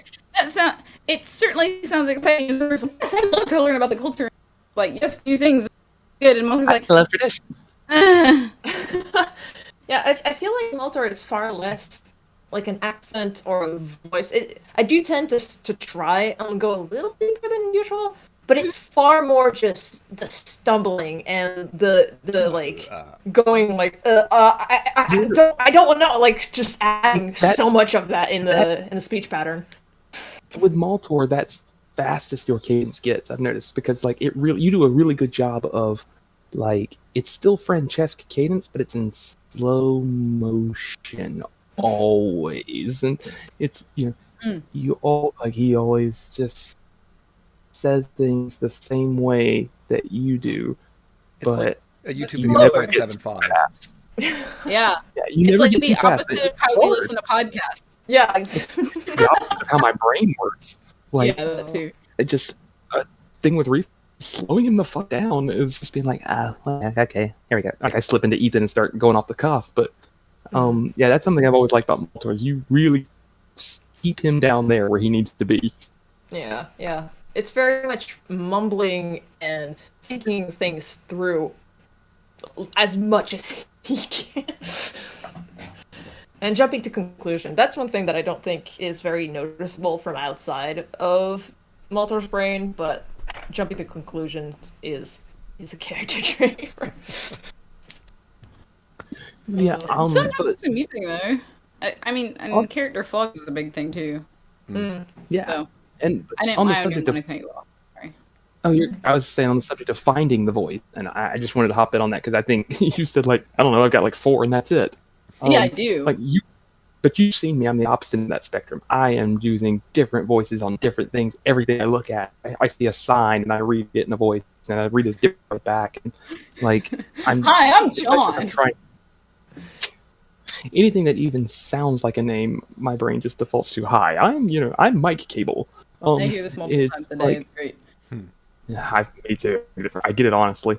It's yeah. So when I have a character concept going on, like with Rufus, obviously Rufus is gonna have like a chipper, happy voice, and I sit there and I go and listen to what otters sound like. I'm like, okay, it sounds just a little bit. It's like keystrokes on a typewriter, but the note is going up. Like everything is very happy, very balanced. Okay, yes, all right. Well, what about this? And you just do this back and forth, and then I just try to find. I start with that little bass there. I start with my own voice, and you're like, okay, it's definitely higher than mine. So it's up here a little bit, and then we're right here. Okay, now we're talking about everything we see. And then I try to find a vocal tick. Like so many people have just like little things that only they do, and that's something my ears obsess about. And I just try to make one. And so with Rufus, it's sort of he like whenever his vocal fills are, they usually repeat 3 or 4 times. It's like sort of this thing right here, yeah. But then when he figures something out, that's another thing. When he figures something out, everything goes up, and he's like, oh, okay, yeah, this is good, cool. His voice goes with his mood, and then comes back down when he's confused. Way too much thought. I feel like I don't think about it nearly as much. I can't stop thinking about it. That's the problem. Yeah, everyone thinks differently. I was going to say Silver's is forcing everything to the forefront, including thoughts, and again, that's also some lack of thought. The whole last session of talking with the elders was a exercise in not thinking. Yeah. He gets an idea and just, all right, this is what's happening. Let's do it. How is it going to get done? I don't know. Let's see what happens. I'm going to I talk to feel them. like- Again, this is I feel like Martel is like all the way the opposite, where it's always just trying to like wrap everything up and just keep everything from everybody else, and then when it's forced We're a out, party of it extremes. goes like. we're a party of extremes. I mean, are. like, Yeah. Oh yeah. 'Cause I do half Opposite of ends of the both spectrum. of those. I think I talk a good bit, but also I refuse to tell anybody anything, and I find my way around questions, Insight. even though I insight. say a lot of words. and like, Rufus figures stuff out. I have to take my time with it. Like, he has to figure it out his way, which is just what's in front of him, based on very logic-based conclusions. Whereas, like, I think 3 sessions ago, Jake going, just ask this question and you'll figure out what you're trying to figure out. But I'm like, I can't. I have to wait till the person says the thing, and then I can do this. Oh yeah. That happens. I will say character doesn't always need a voice. It is voice helps a ton. Sure. But I've done an Yeah. experiment. Well, one of my friends experimented DMing a text only campaign, and I did Yeah, I yeah, did have an yeah. interesting character out of that where he never spoke. I never spoke as him.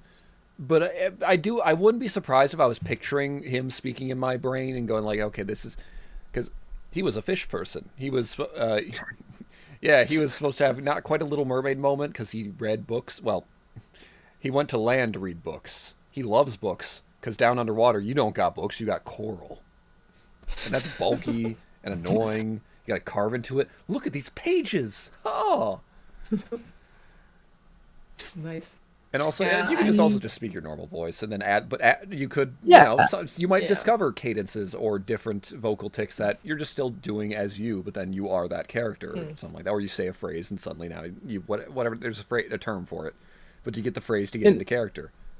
Oh yeah. Yeah, and what Ray just said, like, yeah, voices are just fun. Like, if you hear something, I'm a parrot, and more so than the neurodivergent version, like just an extreme parrot. Like, I hear something that sounds interesting, I'm like, ooh, I want to do that. Like, let me, like, just, I don't know, it's just fun. Like, and then eventually, when you're trying to make a character, it's like, oh, this was fun, let's do this, but make it more like this. And I don't know, it's fun. I mean, I think also it can help find the character even more. Like, Asora's voice is a soft texture, but it's also very insistent. Or like in a 3.5 campaign I just joined where I'm playing a fucking chaos gnome. You know, my voice is kind of like this, and you know, it's because, like, fuck you, but also we learn and shit because I'm playing a fucking wizard sorcerer. It was literally a reaction. I'm sitting here looking up feats, and it was just sort of like brain freeze of just, Yeah, this is what his voice sounds like, huh? I will say the whole voices thing definitely helps, kind of from an evolution going from in person to Discord. Where, I mean, we have the advantage of seeing each other, but I remember a big thing back in college, back in my day, when if we were at the table, sometimes your character didn't have a voice different from yours, so we'd have to do moose antlers or something if it was out of character. Yep, raise your hand if you're talking in character, Yeah. put it down if Or, you're not. well, this was out of character. Out of character. Yeah. Yeah. So I mean, it's if you're doing like none of my other campaign. Never heard of that. Oh yeah, no, everyone's got their own different things. Go ahead, I'm sorry. No, it's fine. But it's an evolution of you're on Discord with no camera. There's no way to differentiate that besides going into your voice and making sure that this is making who it is extreme. talking right now. And then when you say maybe we should blow everything up, it's not me suggesting that. No, no. There's a fun question of like, have you ever had a character tell you, I wouldn't do that, like, to you? Every single spin session. Yeah. If you watch my face, it's so much of me arguing with Rufus in my head. I mean, honestly, Yeah. I would say that me and Maltor are far more on the same page.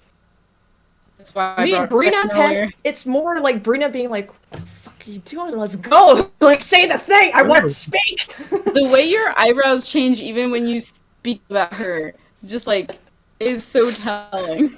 It's great. So yeah, Her moment is coming. I get told off by some of my characters. Yeah, it's a lot of it really is every session of just patience. Reefus is an exercise in patience that I often fail. But oh god. But yes, like especially with the more law-abiding characters and it's I try to avoid snarky know-it-all characters because I'm a snarky asshole know-it-all personality already. So I'm like, not really, but like I do that on purpose to sort of like, I don't know, I'm not good at it, so this helps me get better at it, kind of a deal. I've definitely had. I think that's how I got better at it in person, was playing the characters. Because now I give a lot less fucks, and part of that was a conscious decision, but also part of it was role-playing it and getting used to it. And I think that made a good personal difference for what I intended to do with myself as. Yeah. We'll say it is interesting with the whole character saying why, or what was the exact phrasing with the? Did you just I say wouldn't that? do this. Yeah. Hold up. Did you just say that in character? It's the evil character I was talking about. Kind of. I would say also the opposite. He'd be the devil on the shoulder of the occasionally making the campaign and going like, "Why aren't you making that harder? Why haven't you killed one of them yet? It's your goal." Yes. And then it's absolutely. It is interesting to have that little personality there for that. And like it was just mentioned in the chat, it's 100% like either a Section 0 thing or like even if it's just people I've never DM'd before, I tell them, look, I do voices because it's fun and like it helped. Honestly, it helped. Even though I never remember what all of their voices are, it helped my brain differentiate who's talking, especially as a DM. Like if you want to just talk, that's cool. Don't feel pressure to do it. I am going to be over the top goofy. Please do not try to match my energy if you don't want to. Like, as long as you're all on the same page, that's the biggest thing. Because I've been the player at the game where I'm like, oh, everybody here's like super serious about this. Yep. I made a living panda. Oh no! Like, we weren't super serious. I wasn't with you guys. Wait a second now. That wasn't that serious. A samurai and a person who reacted fantastically to everything. And then I was there who was ready to kill you all from before the beginning. I feel like it's one or the other for me. Like I either make a panda that shoots guns and learned how to about 4 hours ago, or British accent when he's dead for some reason. I told you that was in the moment. That I figured that out about 5 seconds before I did it. It was, and then there's like no, this is a deep introspective like study of myself. Let's do this. Like very rarely is there in between, but it's like you said, Sean. It's like what game are you playing? Billy's novelty would have worn off about 4 seconds in. Oh yeah. I don't know about y'all, but it would have to me not being able to fucking talk. Not gonna lie, Like, when we were like still talking about like, oh, who's gonna be in the main campaign, and I remember having seen Billy and be like, oh hell no, like we're not gonna have this for the whole time, are we? I think I said this too, like, because Billy didn't make a fucking sound outside maybe the occasional growl. Yeah. Oh?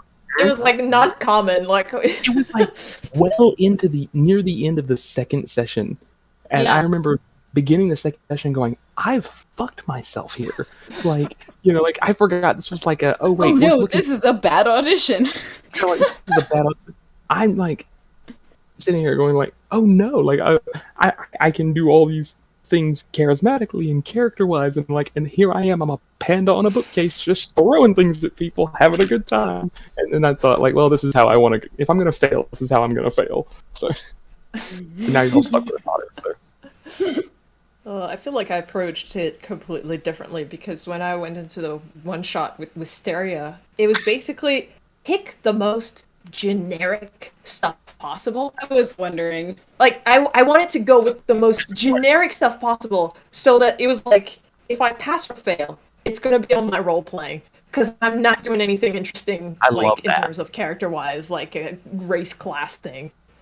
That's actually something I wanted to ask, was just sort of to expand on that point from earlier, Sean, and what you just said, Francesc. Like, if it is a one-shot, like, hey, which is a for those that don't know, like a catch-all term. It's never just one shot. It's rarely just one shot.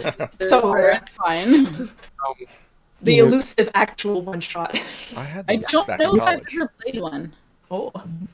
man, if I run a one session thing, it's because I'm making it up as I go along, or nobody liked it and we didn't play again.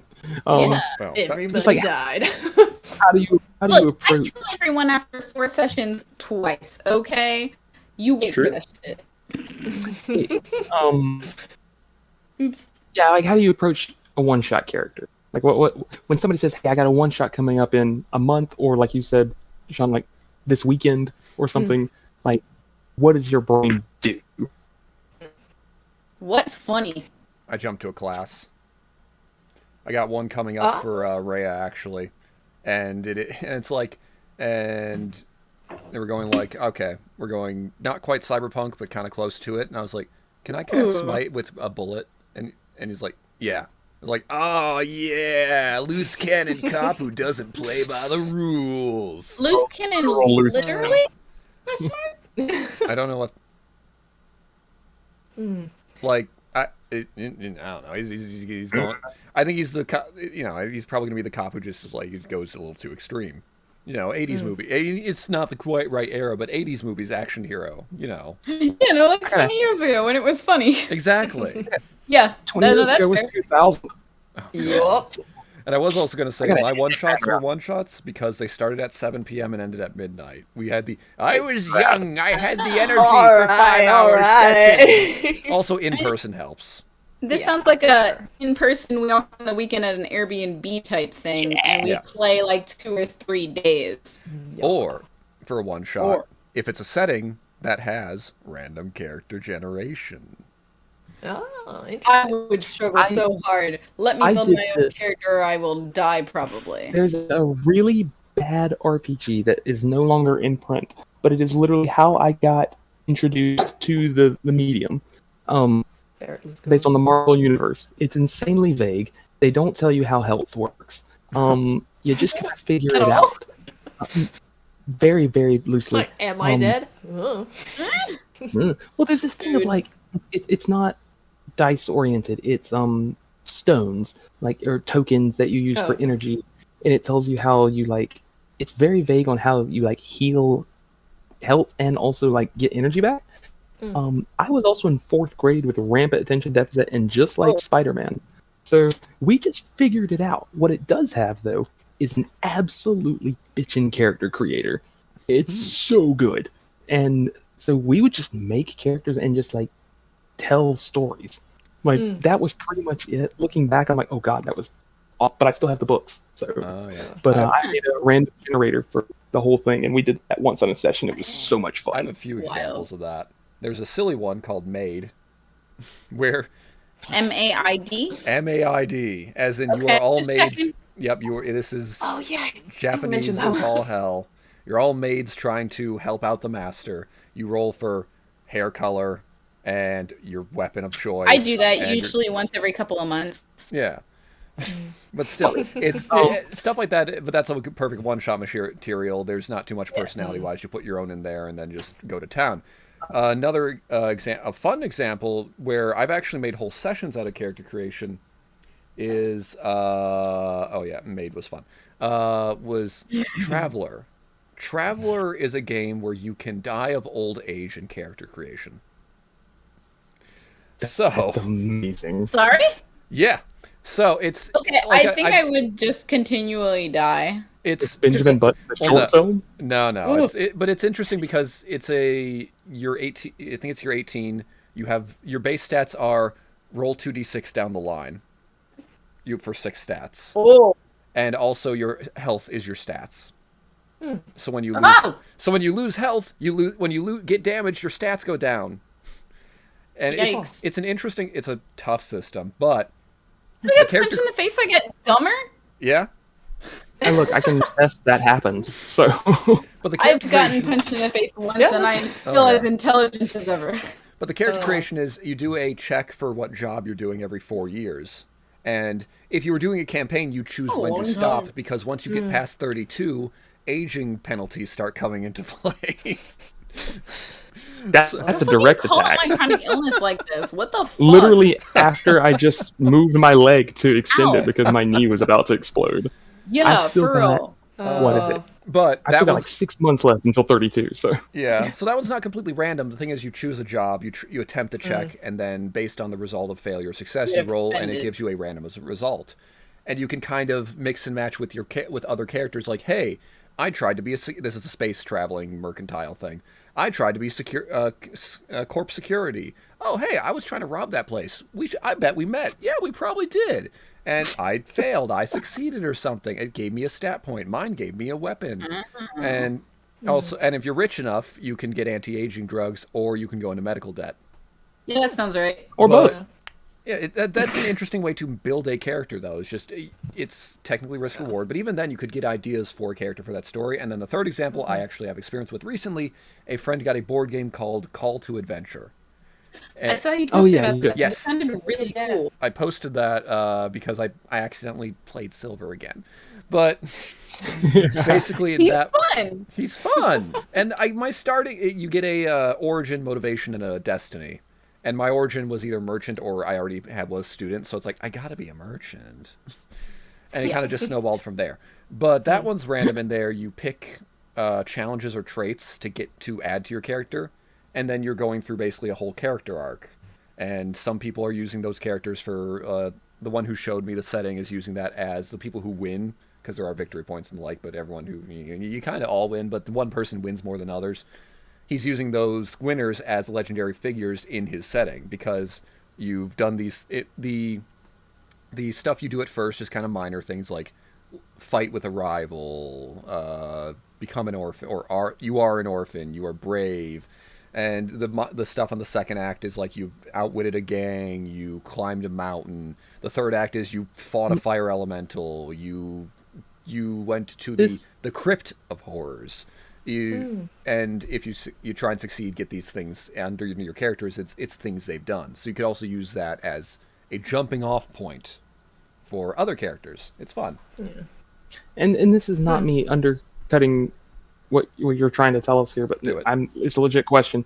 Like the board game Life, of where like you had like the first part where you had like, oh, you went to college and you gained this much money, and like, oh, you have this job now, and oh, like basically everything I wanted the board of Life to be. Yes, it's life, especially the call to arms, the call to Arms in Life, hell yeah. the call to Yeah. That spinner's dangerous, Oh, bitches. God. The call to adventure, it says at like the end of the rulebook says, okay, everyone sit down and tell your character's story.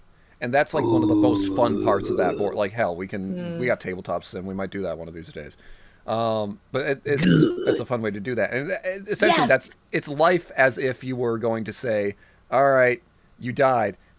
Remember what you did and tell characters. Eventually, you got a card every time you did like the life tiles. I guess it's more or less what the life tiles kind of are. It's like, okay, use these as what did you do, and make a story out of it. Write your autobiography after death. Yeah. So all in all, random character creation can also be a source of inspiration, or it can be fun in campaigns or settings, or like even another one. It's not fully random, but it's a Japanese system called Necronica. You make little zombie robots. So you can form It's like Gundam but zombies. Yeah, because the health is Close. you lost your arm. Okay, cool, whatever. Or you lost your head. Yeah. I can still fight. But like you build the character mechanically, but then you roll fragments of memory, and through those, like the 2 times I've ran that, it's fun where the character's like, okay, I remember this and this. All right, I can form a personality out of that. All right. It's fun. So basically a good hangover. Like I remember 3 things, I'm gonna make personality out of this guy. It's like you remember a dog. Don't call You out remember someone Halloween taking away something 2013. precious. It's like, oh, someone took the dog away from me. I might be a little more vengeful and possessive because of that. Very vengeful. Yes. You've heard my dog cry. Is that you? Yeah. You've heard my dog cry. I will John Wick over so fast. Oh, Robin. Did anybody else have a question? Because I've asked like 3 of the last 4. Just cause more if we don't have a specific one. I think. I do, but I do kind of like want to just say for the one shot and how I approach it personally. Going back on that. Oh, whoop. Yeah, I feel like I'm betraying how little I played because I never go for the gimmick character yet, or I have not. I've not gotten to that point where I'm just like, let's go, like random thing, go. I usually tend to go for the combination of class and race that I do want to get to, that I'm concerned about doing for a long term You want to campaign. get Right. good at it before you make the right one, TM. See if you like it too. Yeah, like, Yeah. I was concerned about Wizard. I'm like, I'm not sure that I would vibe with Wizard just because they're so They're squishy. difficult. They're complicated. They're squishy. It's like, oh boy. Me too. And You can always use a character for a one shot, for another one It's shot, hard to be or squishy for when a you're all campaign. bones. yeah, I think yeah, what, I came up reuse with- the characters. Yeah. Oh yeah, like I came up with Kasadi, but then we had a one shot, and I was like, all right, let me de-level Kasadi and test him out there. So that's why some of them were discussing when I did Kasadi on camera. It's like, oh, this is so much better because it was just voice then. But yeah, there's nothing stopping you from like, I liked that one shot character. Let me make Let's it. do it again. Yeah. Let's One do it thing that I again. also Works for definitely Laura. tend to do for like one shot characters is I do not give them a lot of plot hooks. It's Yeah. hard to do Like- in one shot. Like, I just keep it real simple, not too much going on, it's fine, we're not gonna get to it, so let's just, it's That's okay, where- no giant secret hiding in Oh, plot. yeah. Erasure. Right, and I'm that's where I from lost- faraway land. That is it. Where I lost Rufus is like Rufus was just a jokey thing, and I thought like he's so happy. I was like, what could possibly motivate him to like go on adventures, like or like, outside of part of what happened, which is hey, I just woke up in a wagon somewhere. It's out of my control. But I just really got to thinking like, what can motivate this person to like leave home and go fight monsters and all this stuff, and then I just never stopped thinking about it. And then it was like a week before the one shot, and I thought, guys, I think I'm in love with Miss Otter. I need another character. Again. Yeah. I mean, go ahead. Yeah. Go ahead. For one shot characters, a part of it is like, what is something stupid I've thought of for a normal character that I was like, nah, that's ridiculous. And I did not get to that point yet. One day, I yeah, will definitely get to that point. it took a long time to get there, but like Tiffy for prime example, Tiffy was my Valley Girl Warlock who got our entire party killed 3 or 4 sessions in one shot. And like Tiffy was like real offended if somebody with children would things like that, especially when we were like, Oh, you're Tiffy's getting You're lost. breaking up, Yeah. and I think Dis- that's a mercy. Discord is not liking Tiffy. oh, that's funny. I appreciate that Discord hates my Valley Girl accent. Discord doesn't Yeah. know. Like Tiffy just really fucking hated when people with kids would like hit on her, and she would get really offended. And I would get pissed off at Tiffy if she existed for a long period. If she existed for a long period of time. And she did end up killing the party. However, everybody seemed okay with the outcome.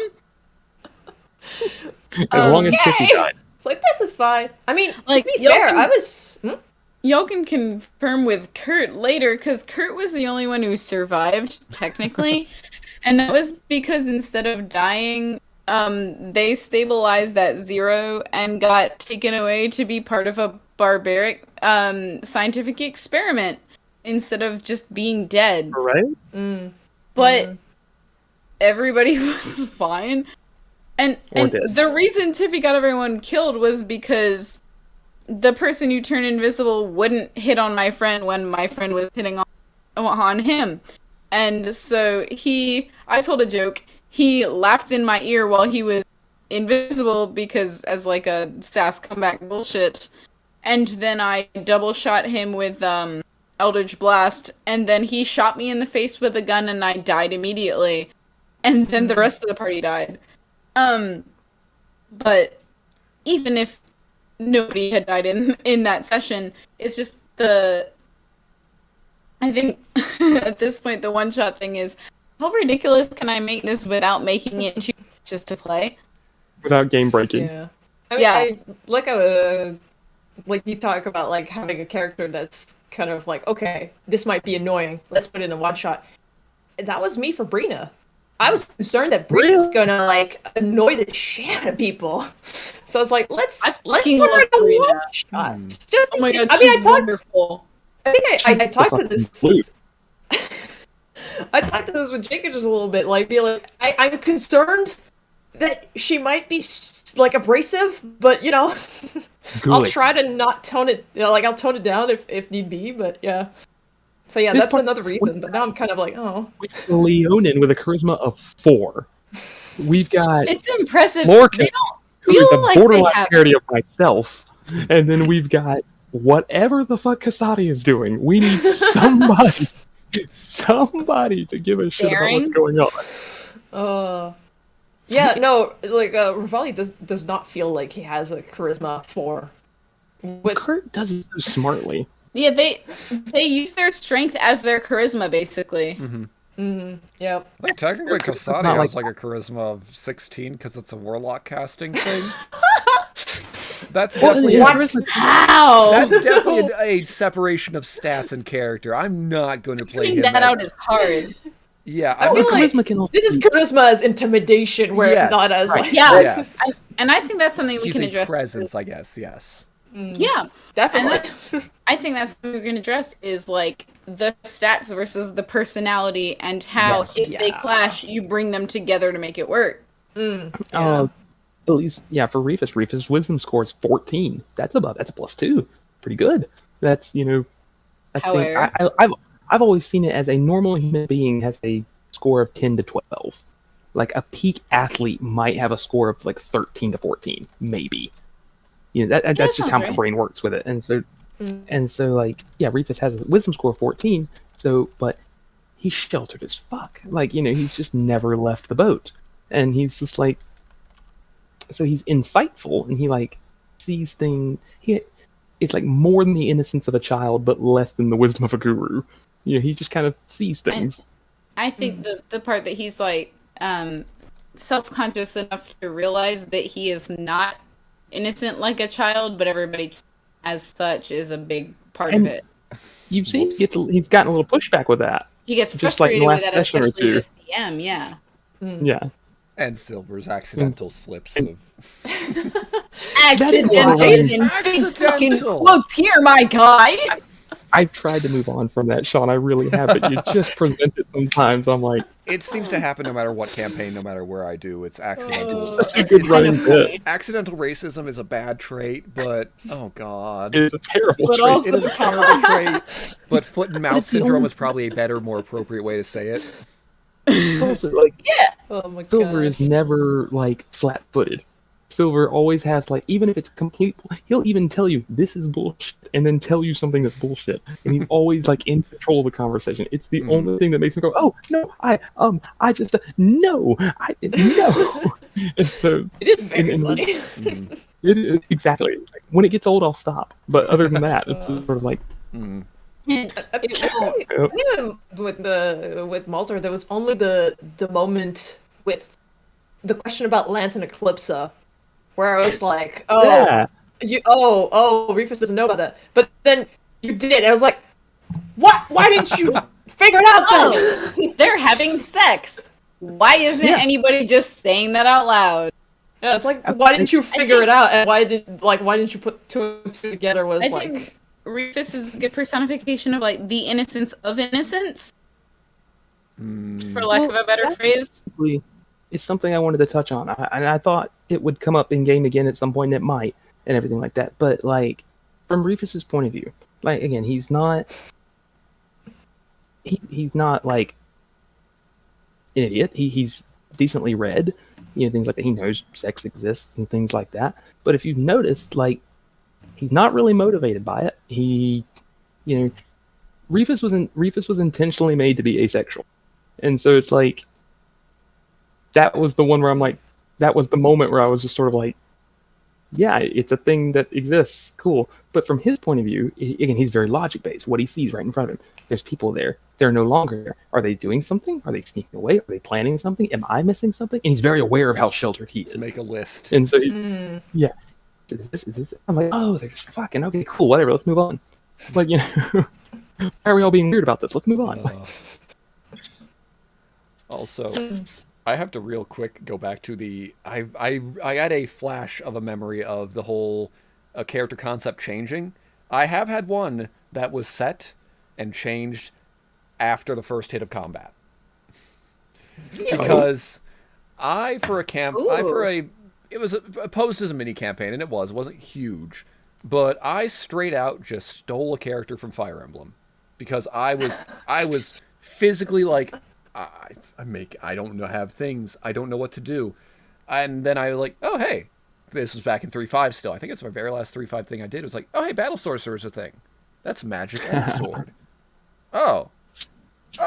There's the hot new shit in, the mobile game, but he's a character in an older game. He's a very professional, I'm a knight mage. You need magic and sword, my friend, to prevail in various things. He was going to come in as a very honorable, I'm going to his first act was in this, festival combat of fighting a tree person.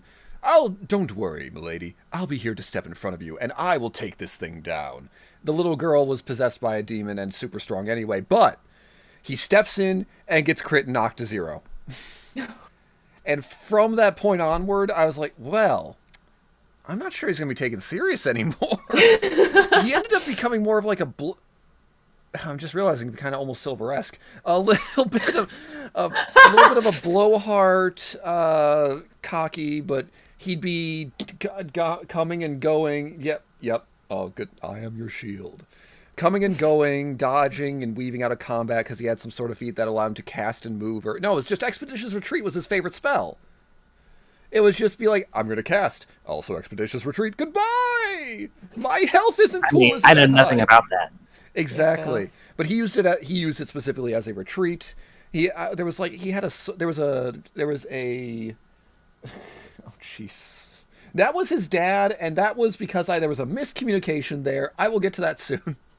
The chat is asking if he also creepily watched children. No, that is a Yes, sorry, I forgot to state that for vocal. But yeah, he would he had a sword. He would strike on the ground to be dramatic. There was a smith in the party who's like, you really shouldn't do that. I'll do it. It's my sword. Again, he just became so much more pompous because his first combat was, I will down. I get that. I feel like I'm a little bit more aggressive as a Sora than I would have been initially, just because I intended to be the information seeker, and then I was like, oh, this is how much of a face party it actually is, and I guess my channel divinity is the tank now? I don't know. But also, Reef is focusing more martial for that reason. Oh Yeah. But yeah, also the thing with the child watching was communicate with your party people. The DM said, "Oh, let's do a prequel one shot for Christmas," and within the mini campaign, it's like, "Oh, that's cool." And he had lived in town, or everyone else had lived in town previously, and my guy was from out of town. So I was like, okay, so maybe his dad, maybe they were going to be dealing with the parents. Maybe his dad was in town. Everyone else is a child version of themselves, and I didn't know that. So we have this 40-year-old man who, because that character became such a pompous blowhard, he'd do things, but he would be running away. I was like, okay, his dad's a magician. He's not, but to that character, his dad's has always been an amazing caster, a wonderful person. Now he's a street performer. So he was a rogue. He was a level 1 rogue who knew how to do things, and then. It was really funny, though, because it was just this old dad-like man just traveling into town that, all right, everyone else is child snowball fighting. I'm going to watch the snowball fight, and I'm going to stealthily throw a snowball and be funny about it, but, the entire time it turned out to being, all right, kids, where are we going? And that was, you don't need to communicate because that's a really funny moment for a one-shot especially. Right. I was actually kind of wondering. It's like how far do the characters sometimes differ in a party? Did you ever come into a party everybody brings their character sheet and it's like, oh god, okay, We got a child, an old man. I mean, ours is a decent example of that, honestly. Yeah. Yeah, Oh, yeah. Kurt refused to no tell clue. us anything. I had Yeah. to pry Yeah. out from him what classes you were. And I am Yeah, so here because for they were that. like, I don't love worry that about so much. party composition, which is fine to a point, but also I kind of do a little bit want to know. Like, it's, yeah. You're a min-maxer. I mean, Yeah, I that's remember- why it was okay that I was early on the campaign creation. Because I could And the, min-max before I was like, this is a class I can't play. But with Sean, who came in late, that just because of the way auditions worked, like, based off timing, it was like, okay, we kind of have ideas already, but we won't. I guess you're not gonna find out what they are. Good luck. Nope. Yeah. It's something I really like because I think it's more representative of like you get a small circle of friends in high school or whatever and things like that, and like you're not a well balanced group of friends. Like you're typically all good at a couple of things, and like nobody's here good at sports. None of us are good at sports. Okay. I ran. Okay. Well, we just won't do sports. Got it. They're like, no, I wasn't good at sports. I played a bunch of them. I wasn't good at any of them. But it's like, okay, yeah, but we're all really good at talking and performing. Yes, let's do that. I like that. You run into a couple strangers in a bar. There's not one strong guy, one smart guy, one face. You're not the A team. Most of the time. It was very funny though because I got the descriptions of the character to do the drawings, and I remember looking at them. What is this shit ass group? Oh, yeah. Okay. When you showed them, I was like, oh no, I might be yeah. a tank now. Welcome to Warlock Tank and Cleric Tank. I mean, to be fair, remember Godzilla back in the day of 3.5, the clerics could tank just as well as everyone else. But yeah, True. Not anymore. Our highest strength is 9, right? yes. But 9, Is 2 it 8. really? We have 2 9s and 2 8s. 2 9s and Fucking 2 8s. phenomenal. Yeah, we are weak. I was gonna So say. And we're not proud dead. of us. I was gonna say. Sam just brought up all casters, and that's what that initial. His name was Nicholas Friege. So Friege's party was all casters.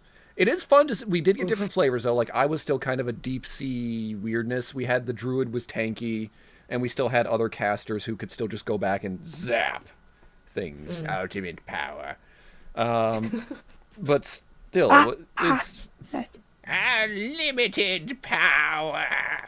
But still, it is fun to see the different flavors of things when you. I think that ended up being all caster only because I think 3 of us thought of concepts, and then since it was like 5 or 6 of us at that point, we're just like, oh, it's like almost all casters, and then everyone else just latched onto that. It's like, all right, Caster crew.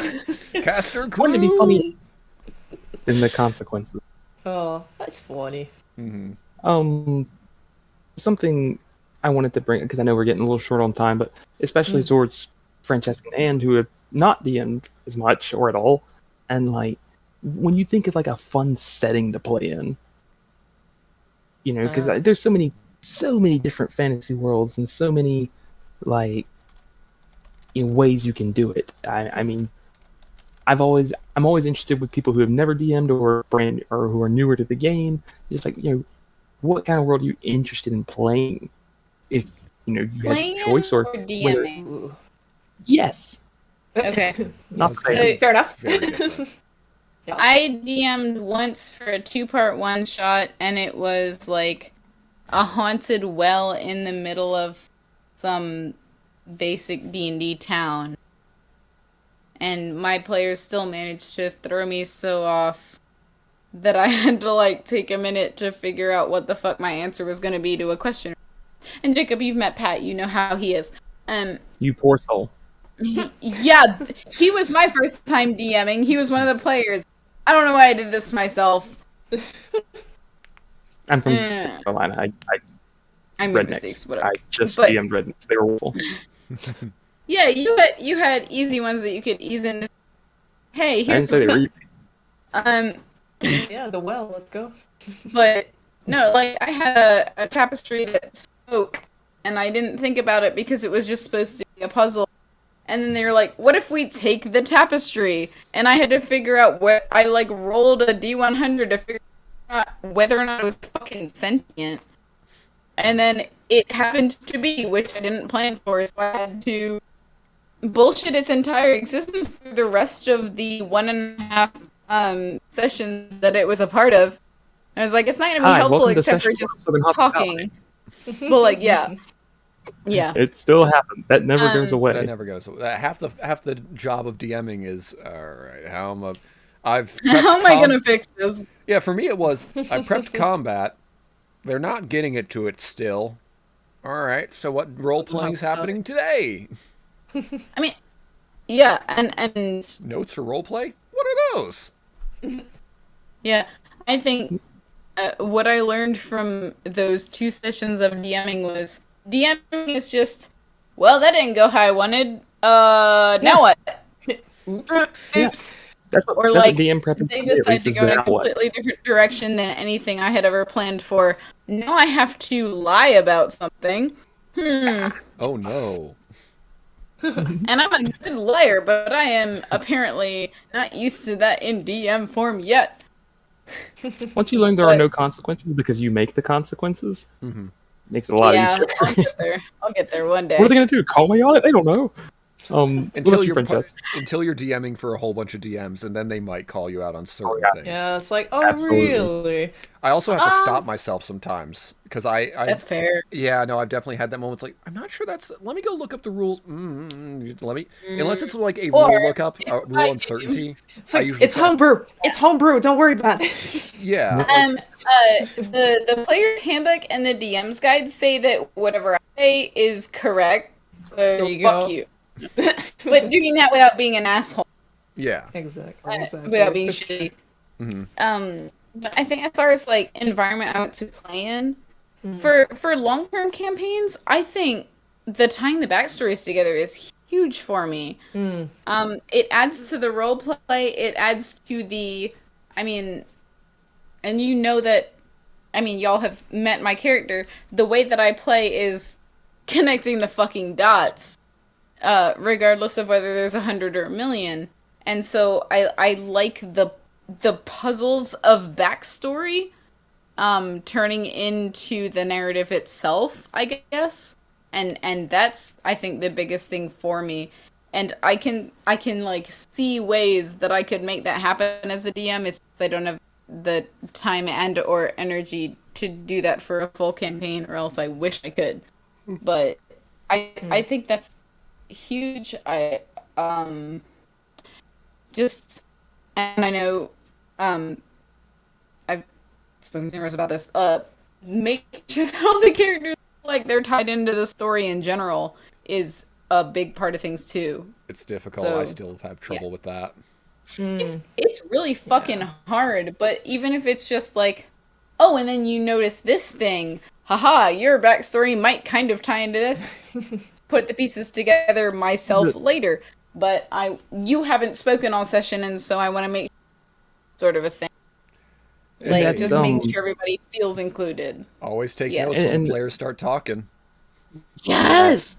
And also something you can do to help yourself out is I just straight up ask them out of the game. I'm just like, so, like, what do you want to do to tie your person into this? Like, I don't ask them to tell me a story, like, make it up for me. It's like, how do you want to be involved?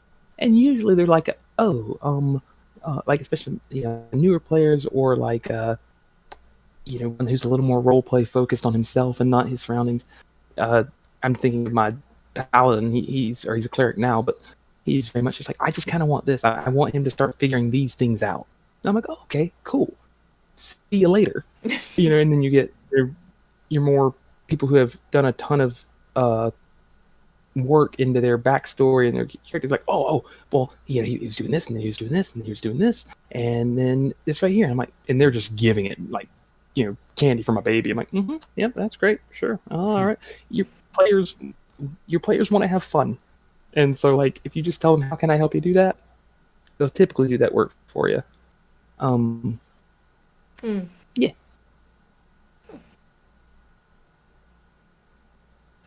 I mean, for me personally, in terms of like, I've never DM'd, so I don't really know about that. Right. You have, again, this again betrays like the fact that I've not played that much. If you're not gonna go into the typical fantasy realm, you're gonna have to catch me early, because otherwise I'm gonna be like, oh okay, gonna start like making a character. It's like, oh, it's sci-fi. What do you mean? Like, or like even like there's phones like, oh, okay, backtrack. I think one of the things that which is a bit of a weird thing to focus on, I like when the world makes sense, when it's logical. Mhm. When like there's like if there's a town somewhere and it's like, okay, well how do they live there? Where's the stuff coming in? Like where do they get their food? How do they travel to which is a weird like thing to focus on, but it's like I need the world to make sense, because otherwise Yeah. sometimes you get to a town and it's like, oh yeah, they live on top of this mountain in the clouds, and it's like not it's like, how? Yeah. Wait, how did they get that? Where did they get How do their they- stuff? And it's things that, like, whenever I world building, I try to. I've said before that you don't make too much effort into places because your players may never get there, and then you've just wasted a bunch of time, and now you've got carpal tunnel. And it's like you write A little general bullet idea. points, Yeah. a general idea. And just the people I grew up DMing, like those general ideas got a little more specific. So when I make a town, because they're just infuriating and they like to ask the stupidest questions, and it's sort of, but like I figure out, how do they get food? How do they? Where do they put their waste? What's the main export import? How do they get power? They have economy. How are they not getting murdered and overtaken by everybody around them? Those are kind of like my 6 go-to things. Yeah. And then I like to come up with some sort of like tradition that they have based on the environment. And usually after that, it starts to fill itself. You get on a roll and you start filling it in. True. Yeah. Also, And it's also a little easier because there is magic. So Yeah. you've always got that but where it's This goes back to Sean's point of DMing for DMs. Is they've got a magic. They're going yeah. to ask you. They're going to go like, "What school of magic? How does this Uh-oh. work? Give me the mechanics." or what's the bartender's Who knows? name? You- What's his wife's name? Does he have any children? And I'm going. I can't thoughts. He's not thinking of his wife. He must be up to something. I stab him. But that does remind me, because we are nearing the end. It's like names. How Names do are you do huge. those? Have a list. For your have a list of characters? them For in characters you generalized- make. I'm sorry, actually. For DMs, it's you have a list of names, Yeah. and you pick and choose, or just go. just like this is. I mean, you could just go like, "This is Bob. Bob's fun," and the players might then love Bob and adopt him, only because he's named Bob. Or like we had a homeless man named Gregory, who just ended up like one character ended up writing just him getting the butt end of the deal of every one of our exploits. Would just be like, "Oh, they're doing this thing." We happened to destroy a building that happened to be Gregory. that happened to be the DMV where he was about to get a license so he could get a job and stop being homeless, but now that's not possible. And now he's I can't. yeah. How do we think names for player characters though? Yeah, DMs just random generate a list. Just Yeah, do that. Go. Don't trouble There's so yourself. many. It's like, let's go. Don't trouble yourself by thinking of custom names for everything unless they're really important. But player character names, I'm crap at those. Silver's the most creative I've gotten ever. No, Wow. Silver was a random generation too. Oh no. I ran Silver was really? Silver was random. I can't read that. Sorry. Yeah, No, that's okay. But that's just like I'm just all showing you names. how full the fucking page is. Oh, These yeah. are all of the base names that I wrote down for Asora. Then I combined into like multiple of them, 2 or 3 into both first and last name, based off of both sound and meaning in order to get the name to sound where I wanted. So And I That doesn't make a and I better had character. meetings for like 3 straight days just about names. yeah, like, this I probably love took naming 6 to 8 hours just to come up with her name. Asora is a combination of Seo, which is Yep. Felicitous Omen, and Isra, which is Nocturnal Journey, and Seolita, which is it also has Starlight Seen for the first time, and that's the first name, and then Vielis, which is last name. Lisa means grace in German, and then Vilia means will and intent. And so I kind of put all of those together as the character concept meaning, plus also like the way I like how names sound, and came up with Aesor Vielis as the end product. And it took about 6 to 8 hours to come up with all this because these were the initial things that I had written down. Some processes are very intense. Yes! And I helped because I was just like, oh, I love names. Here's this root and this root and this root and this root and this root and this root. Yeah. And then I have Rebus, who is just like a pun that when I was coming, I'm like, I think I'm actually going to do this Otter He's pretty character. good. Like, I'm actually going to do this Otter character, and like, I got to come up with a name though, and I got the last name was easy because maritime is like a scientific classification of otters. It was like, and it just sounded good. And, but we were in the record shop, and Is it not a common word for sea? Like, It's because like the moment I heard it, I was like, oh yeah, obviously. it's 3 syllables. Are you kidding? I'd never heard the word before down here. Really? It was Okay. like, Maybe you it's a think main I'm joking? thing. I had never heard it. It was It's like, probably a main thing. Because I feel like the moment I heard it, I was like, yeah, like I thought I was being clever, and then I was like, oh wait, no, I'm not very clever at all. But it was literally like I was in the record shop with my friend and my brother, and like I just can't think of the name for this otter, and like we're just kicking names around, and like I was like, I should name him. I got hyper focused on the Walking Dead Coral meme, and so I just wanted to name him Carl for the longest time, but I couldn't. Oh fuck, that would have been great. Also, And my brother just like wasn't even paying attention, and he just kind of walked in. He goes, and I was like, I don't know. He needs like because Rufus was originally supposed to be more southern. You know, he used to be a good old boy. It didn't work out that way, so I was just naming like all these southern names that said Rufus, and my brother just walked by, and goes, more like Rufus, and kept going. I thought, shit, that's perfect. Why is your brother the occasional muse who just pops into your life for just a second? seriously. He kind of is though. Exactly what he is. I love him so much. Yeah. He is the best D&D player in the world. Like you hear the exaggeration all the time, but I've literally seen him be like, "Oh yeah, we have a game in 15 minutes. I'll come up with a character," and then everybody loves that character. And then it's it's like the bald eagle of America. Yep. This is not a joke. Straight up, like the ball. I heard about. Oh, yeah, that's my other friend Spider's the same way. He made a Aarakocra named Freedom, who had like the Macho Man Randy Savage bandana, and and whenever he flew places, it sounded like an electric guitar. He was fantastic. He was a drunken style monk, and then Benny was he made a Tabaxi monk who was not thin and raily like in the drawings. He was one of the like lucky cats you see at the Chinese restaurants. So he was like really big and everybody loves him. And it's like he's a wonderful muse. So whenever I have questions about characters, he's like, "What about this?" And I go, "Yeah, it's funny." Yeah, I have troubles with names. Go ahead. I was Names going are to so say, hard.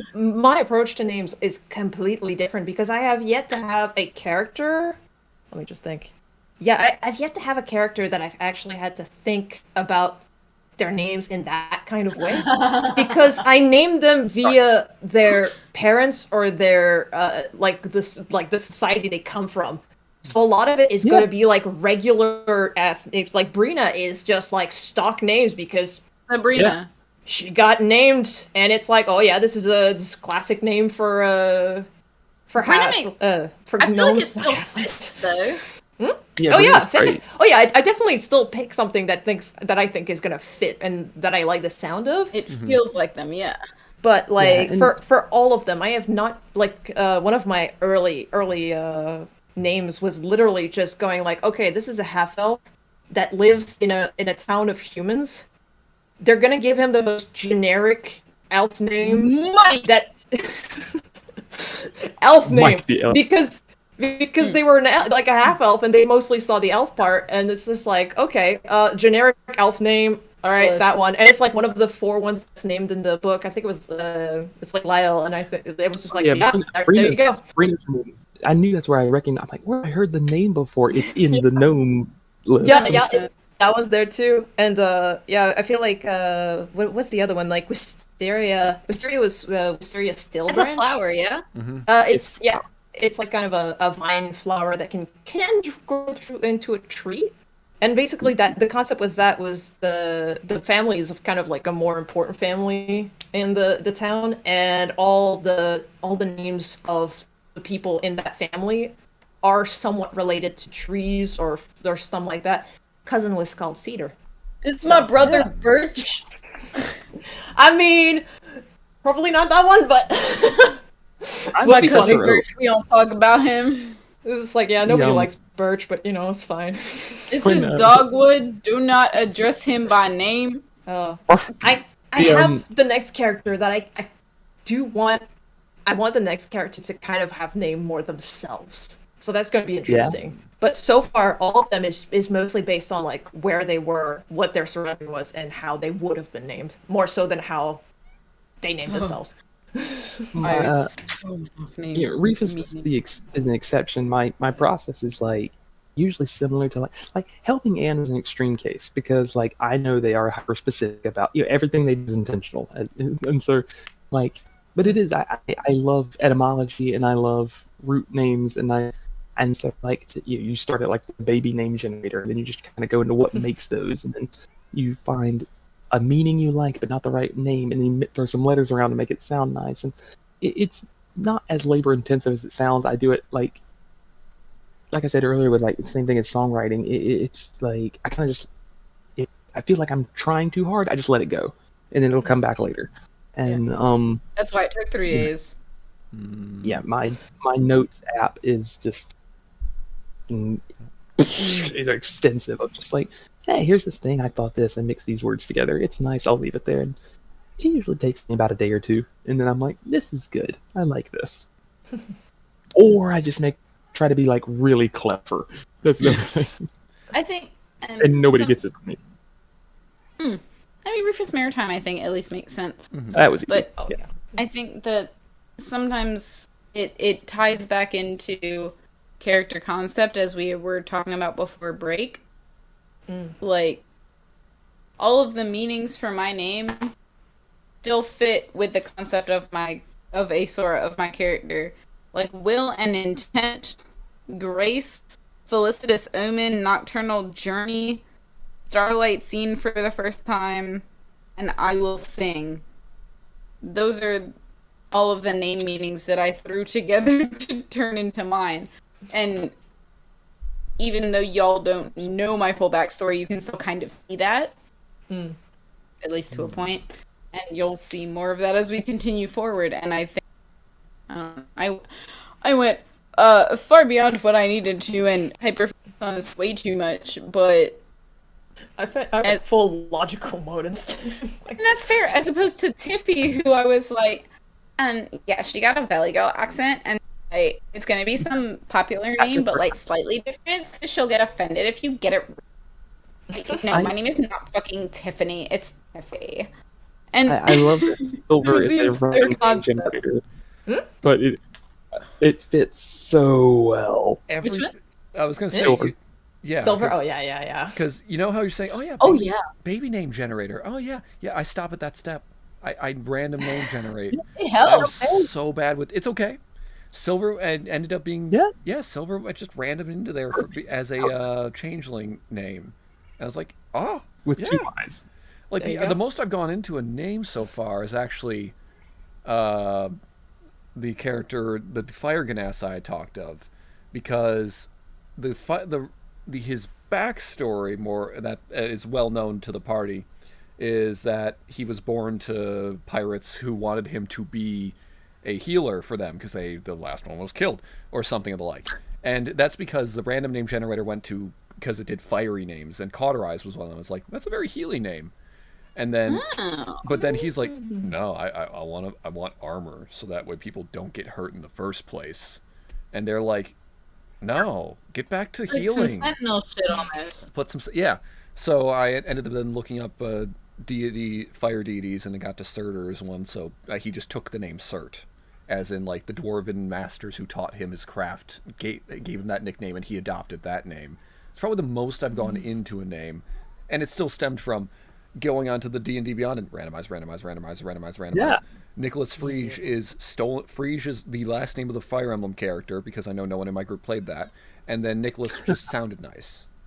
Kasadi is a full random generator name for a lizard man. I'm not good with names. I hate making up names. I can never stop. Actually, I don't know. it's the Doctor, Doctor Umbral Yavar. Yeah, That's a good one. that's a good one. That's because Umbral is good. dark.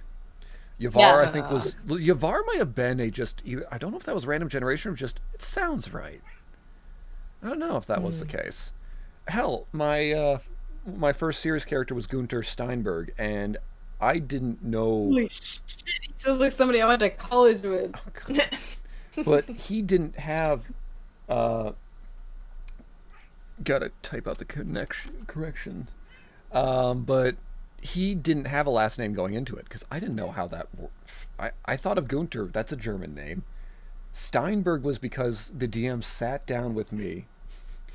He sat down with me and was like, "Okay, so why does he want what he wants some power? Why does he want it? His family probably was in some position of power, but not a great position of power. Mountains is Berg, I believe, or Stein. Like they're miners or head of a mining conglomerate or something like. It's like, I think Stein. I'm trying to remember now. It's like Mountain Home. I think is Steinberg, or something like that. And that was just like, let's mash two German words together. Foreign languages are great inspirations for names. Stein means stone, and Berg is mountain or hill. Ah, there you go. Yep. So and also climbing the hill. I changed my name to do voice acting. So I think because my legal last name is Smith. So I just thought so little about my own name. It was just natural for me to be obsessed with everyone else's. Just yes, where do these words come from? But I know we have 5 minutes. If there's anything anybody wanted to touch on. Oh yes, that'd be good. I'm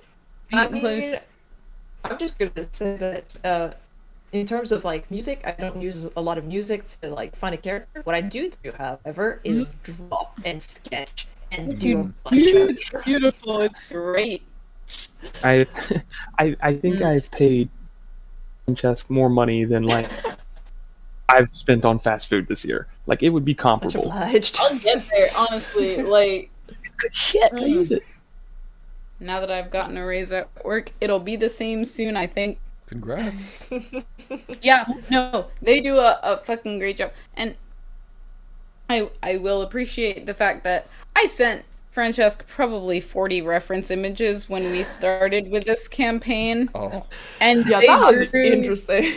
I had to send them a zip file because it was too much otherwise. So I had to compress it. I mean, that was found something that was that- fascinating, honestly, was how different all of your approach was to describing your character so that I could draw them. Okay. Nobody had the same. Though. You did what I wanted.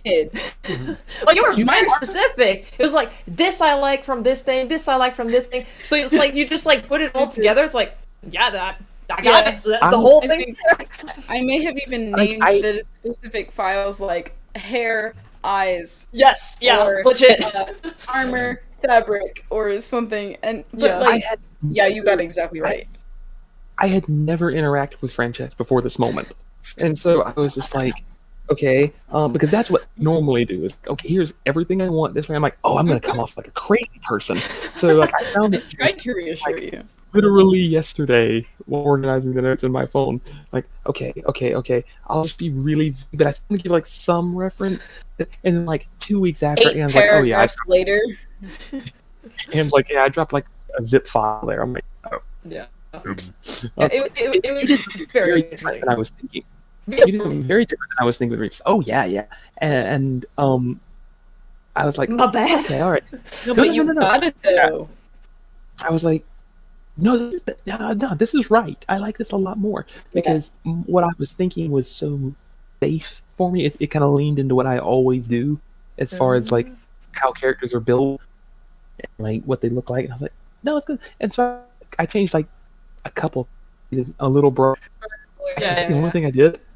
Yeah, I think Color the a little only thing was like brighter, and I was a bit like when you said that because you had sent me like 3 colors, and it's like red, purple, and this brown. I was like, okay, here's your in this brown. It's like I don't want that brown. I saved that picture from my computer over here on this monitor. The color is very different. No. And I was like, Changes it. I changed, pulled up the same thing on my phone. I was like, my bad. Yeah, no, it was fine. But, It was just very like, but that's the color. But you nailed the hair. I was so happy with that with Mohawk. It was so I perfect. think we were on voice chat when you got the picture, and Jacob was I got just so so excited. excited. So, Oh, yeah, that was Sean, how another many thing. reference images did you send? I'm trying to remember. I gotta go. I can tell you that. I can't go back and remember, else the video will go off. I can tell you. You sent me 3, and they were Yeah. all vastly different. Yeah, no. I'm again with when it comes to creative processes, I'm lacking. No, Like, it was so good. funny because they sent me like all these pictures, very I say specific. 40, I'm These not eyes, these exaggerating, hair, don't they? like this hair for the bangs, this hair for this thing, like this, like all like super specific. It's just like putting together a jigsaw puzzle. Jacob sent me a file, and it was like, okay, I want this, this, this, and it's like very clearly with like a reference picture for all of the parts that he was mentioning. And then you're like, oh yeah, I'm thinking kind of like this and kind of like that. And then you send me 3 pictures that are completely like wildly different. I'm like, Because I'm like picking and choose. I think that is kind of another testament, though, to how I form my characters. You all have kind of like the structure. It's you have the character, the mold made. I have an amorphous blob of an idea that, as the campaign starts or go, like again with Gunter, he was an idea. He had a first name. He got a last name. He got a purpose, and now he's a half mechanical man in someone else's body, trying to possibly take over the world. But like Silver was very much an amorphous.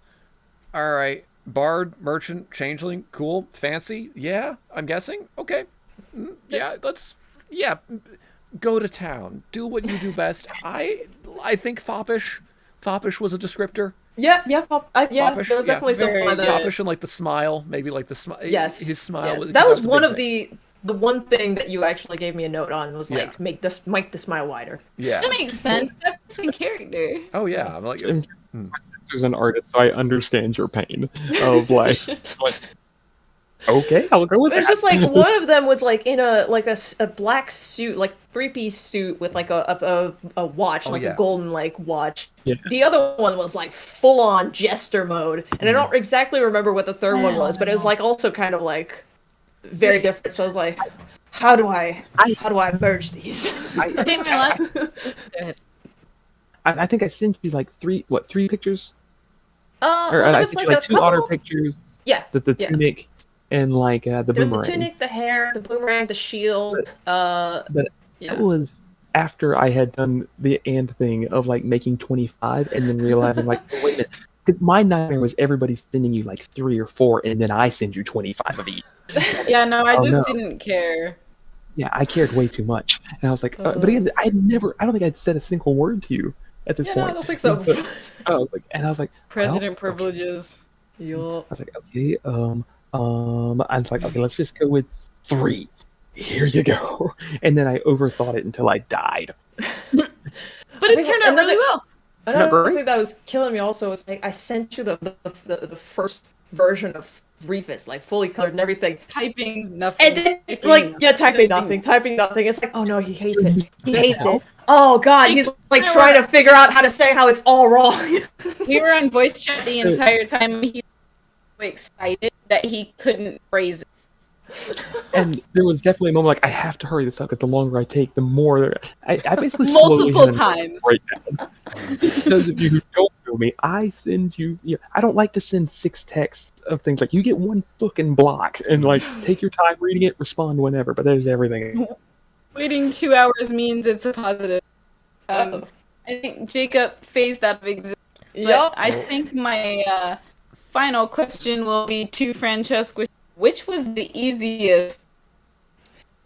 I would say, well, honestly, ooh. I would say Asora, probably. Because of how many, or because of how specific, or both? It like how specific, it was very clear, so it was very easy to just like kind of follow along exactly kind of what you wanted, and there wasn't like a lot of questions of like I'm not 100% sure. Like it was all so like there was so much examples that it was very clear. I would say that the next easiest one was probably Moltor. Because it was in your brain? It was in my brain, so there was a little bit more of like, what do I want to do? Do I want to do this? Or like, one thing that I did struggle with was like, at first Malta was literally just a dude in a hoodie. And I was like, this looks a bit plain. Well, I will definitely take the compliment of being easier than the one that you came up with. I'm cool with that. Afterwards, I would say that it was probably a tie for Jacob and Sean, just because Sean was harder in terms of like conceptualizing it, because it was kind of like I don't know where I'm going, and Jacob was like I need to draw an otter. I've never drawn an otter before. Mm-hmm. Makes sense, yeah. So for vastly different reasons, these ones were definitely the two harder ones. And I definitely didn't have the most concrete idea, but I also was like, he's probably gonna be changing up his face a lot, because initial concept was like, I come into town. What's the common facial? What's the nobleman's facial hair like? It's just that's fine.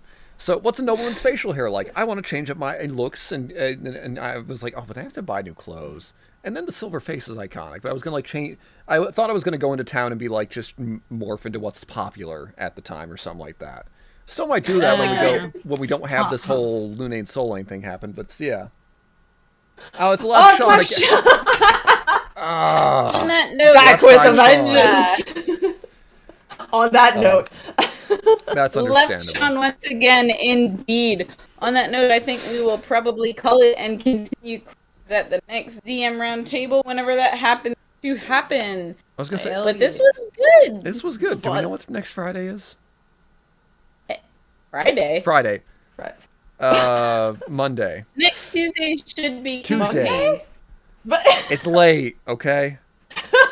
that's fine. All Next good. Tuesday is June 27th and should be normal campaign shenanigans. June 28th. No. What? June 20. Yes, I lied to you. I'm a liar. I did math twice by accident. It happens. Okay. But yes, Tuesday, June 28th should be normal campaign shenanigans with the four of us and also Church. Yeet. We'll continue our story and probably have the We have a new chatter in the podcast. Find his right hand. can't think of the word. The It's thing where late. we all fight against each other. Oh, the arena tournament thing. Oh, Tournament. Tournament. Yeah, that one. Fuck. Yep. Yeah. So on the 28th, we should have a tournament. Full stop. I'm doing great. I'm not exhausted from work at all. Yeah. I Yeah. On Luckily that we don't note, have it's name after tags. midnight. But yes. Yes! Top tier. Thank you, Sean, for streaming. Thank you, especially Sandros and Rhea and everyone else who has come chilled for this whole thing. Mm-hmm. Thanks for asking questions and hanging out in chat. We'll do more soon, and we'll see you next Tuesday. Ta-ta Thank you. for now. Have a good Bye. night, friends. Bye.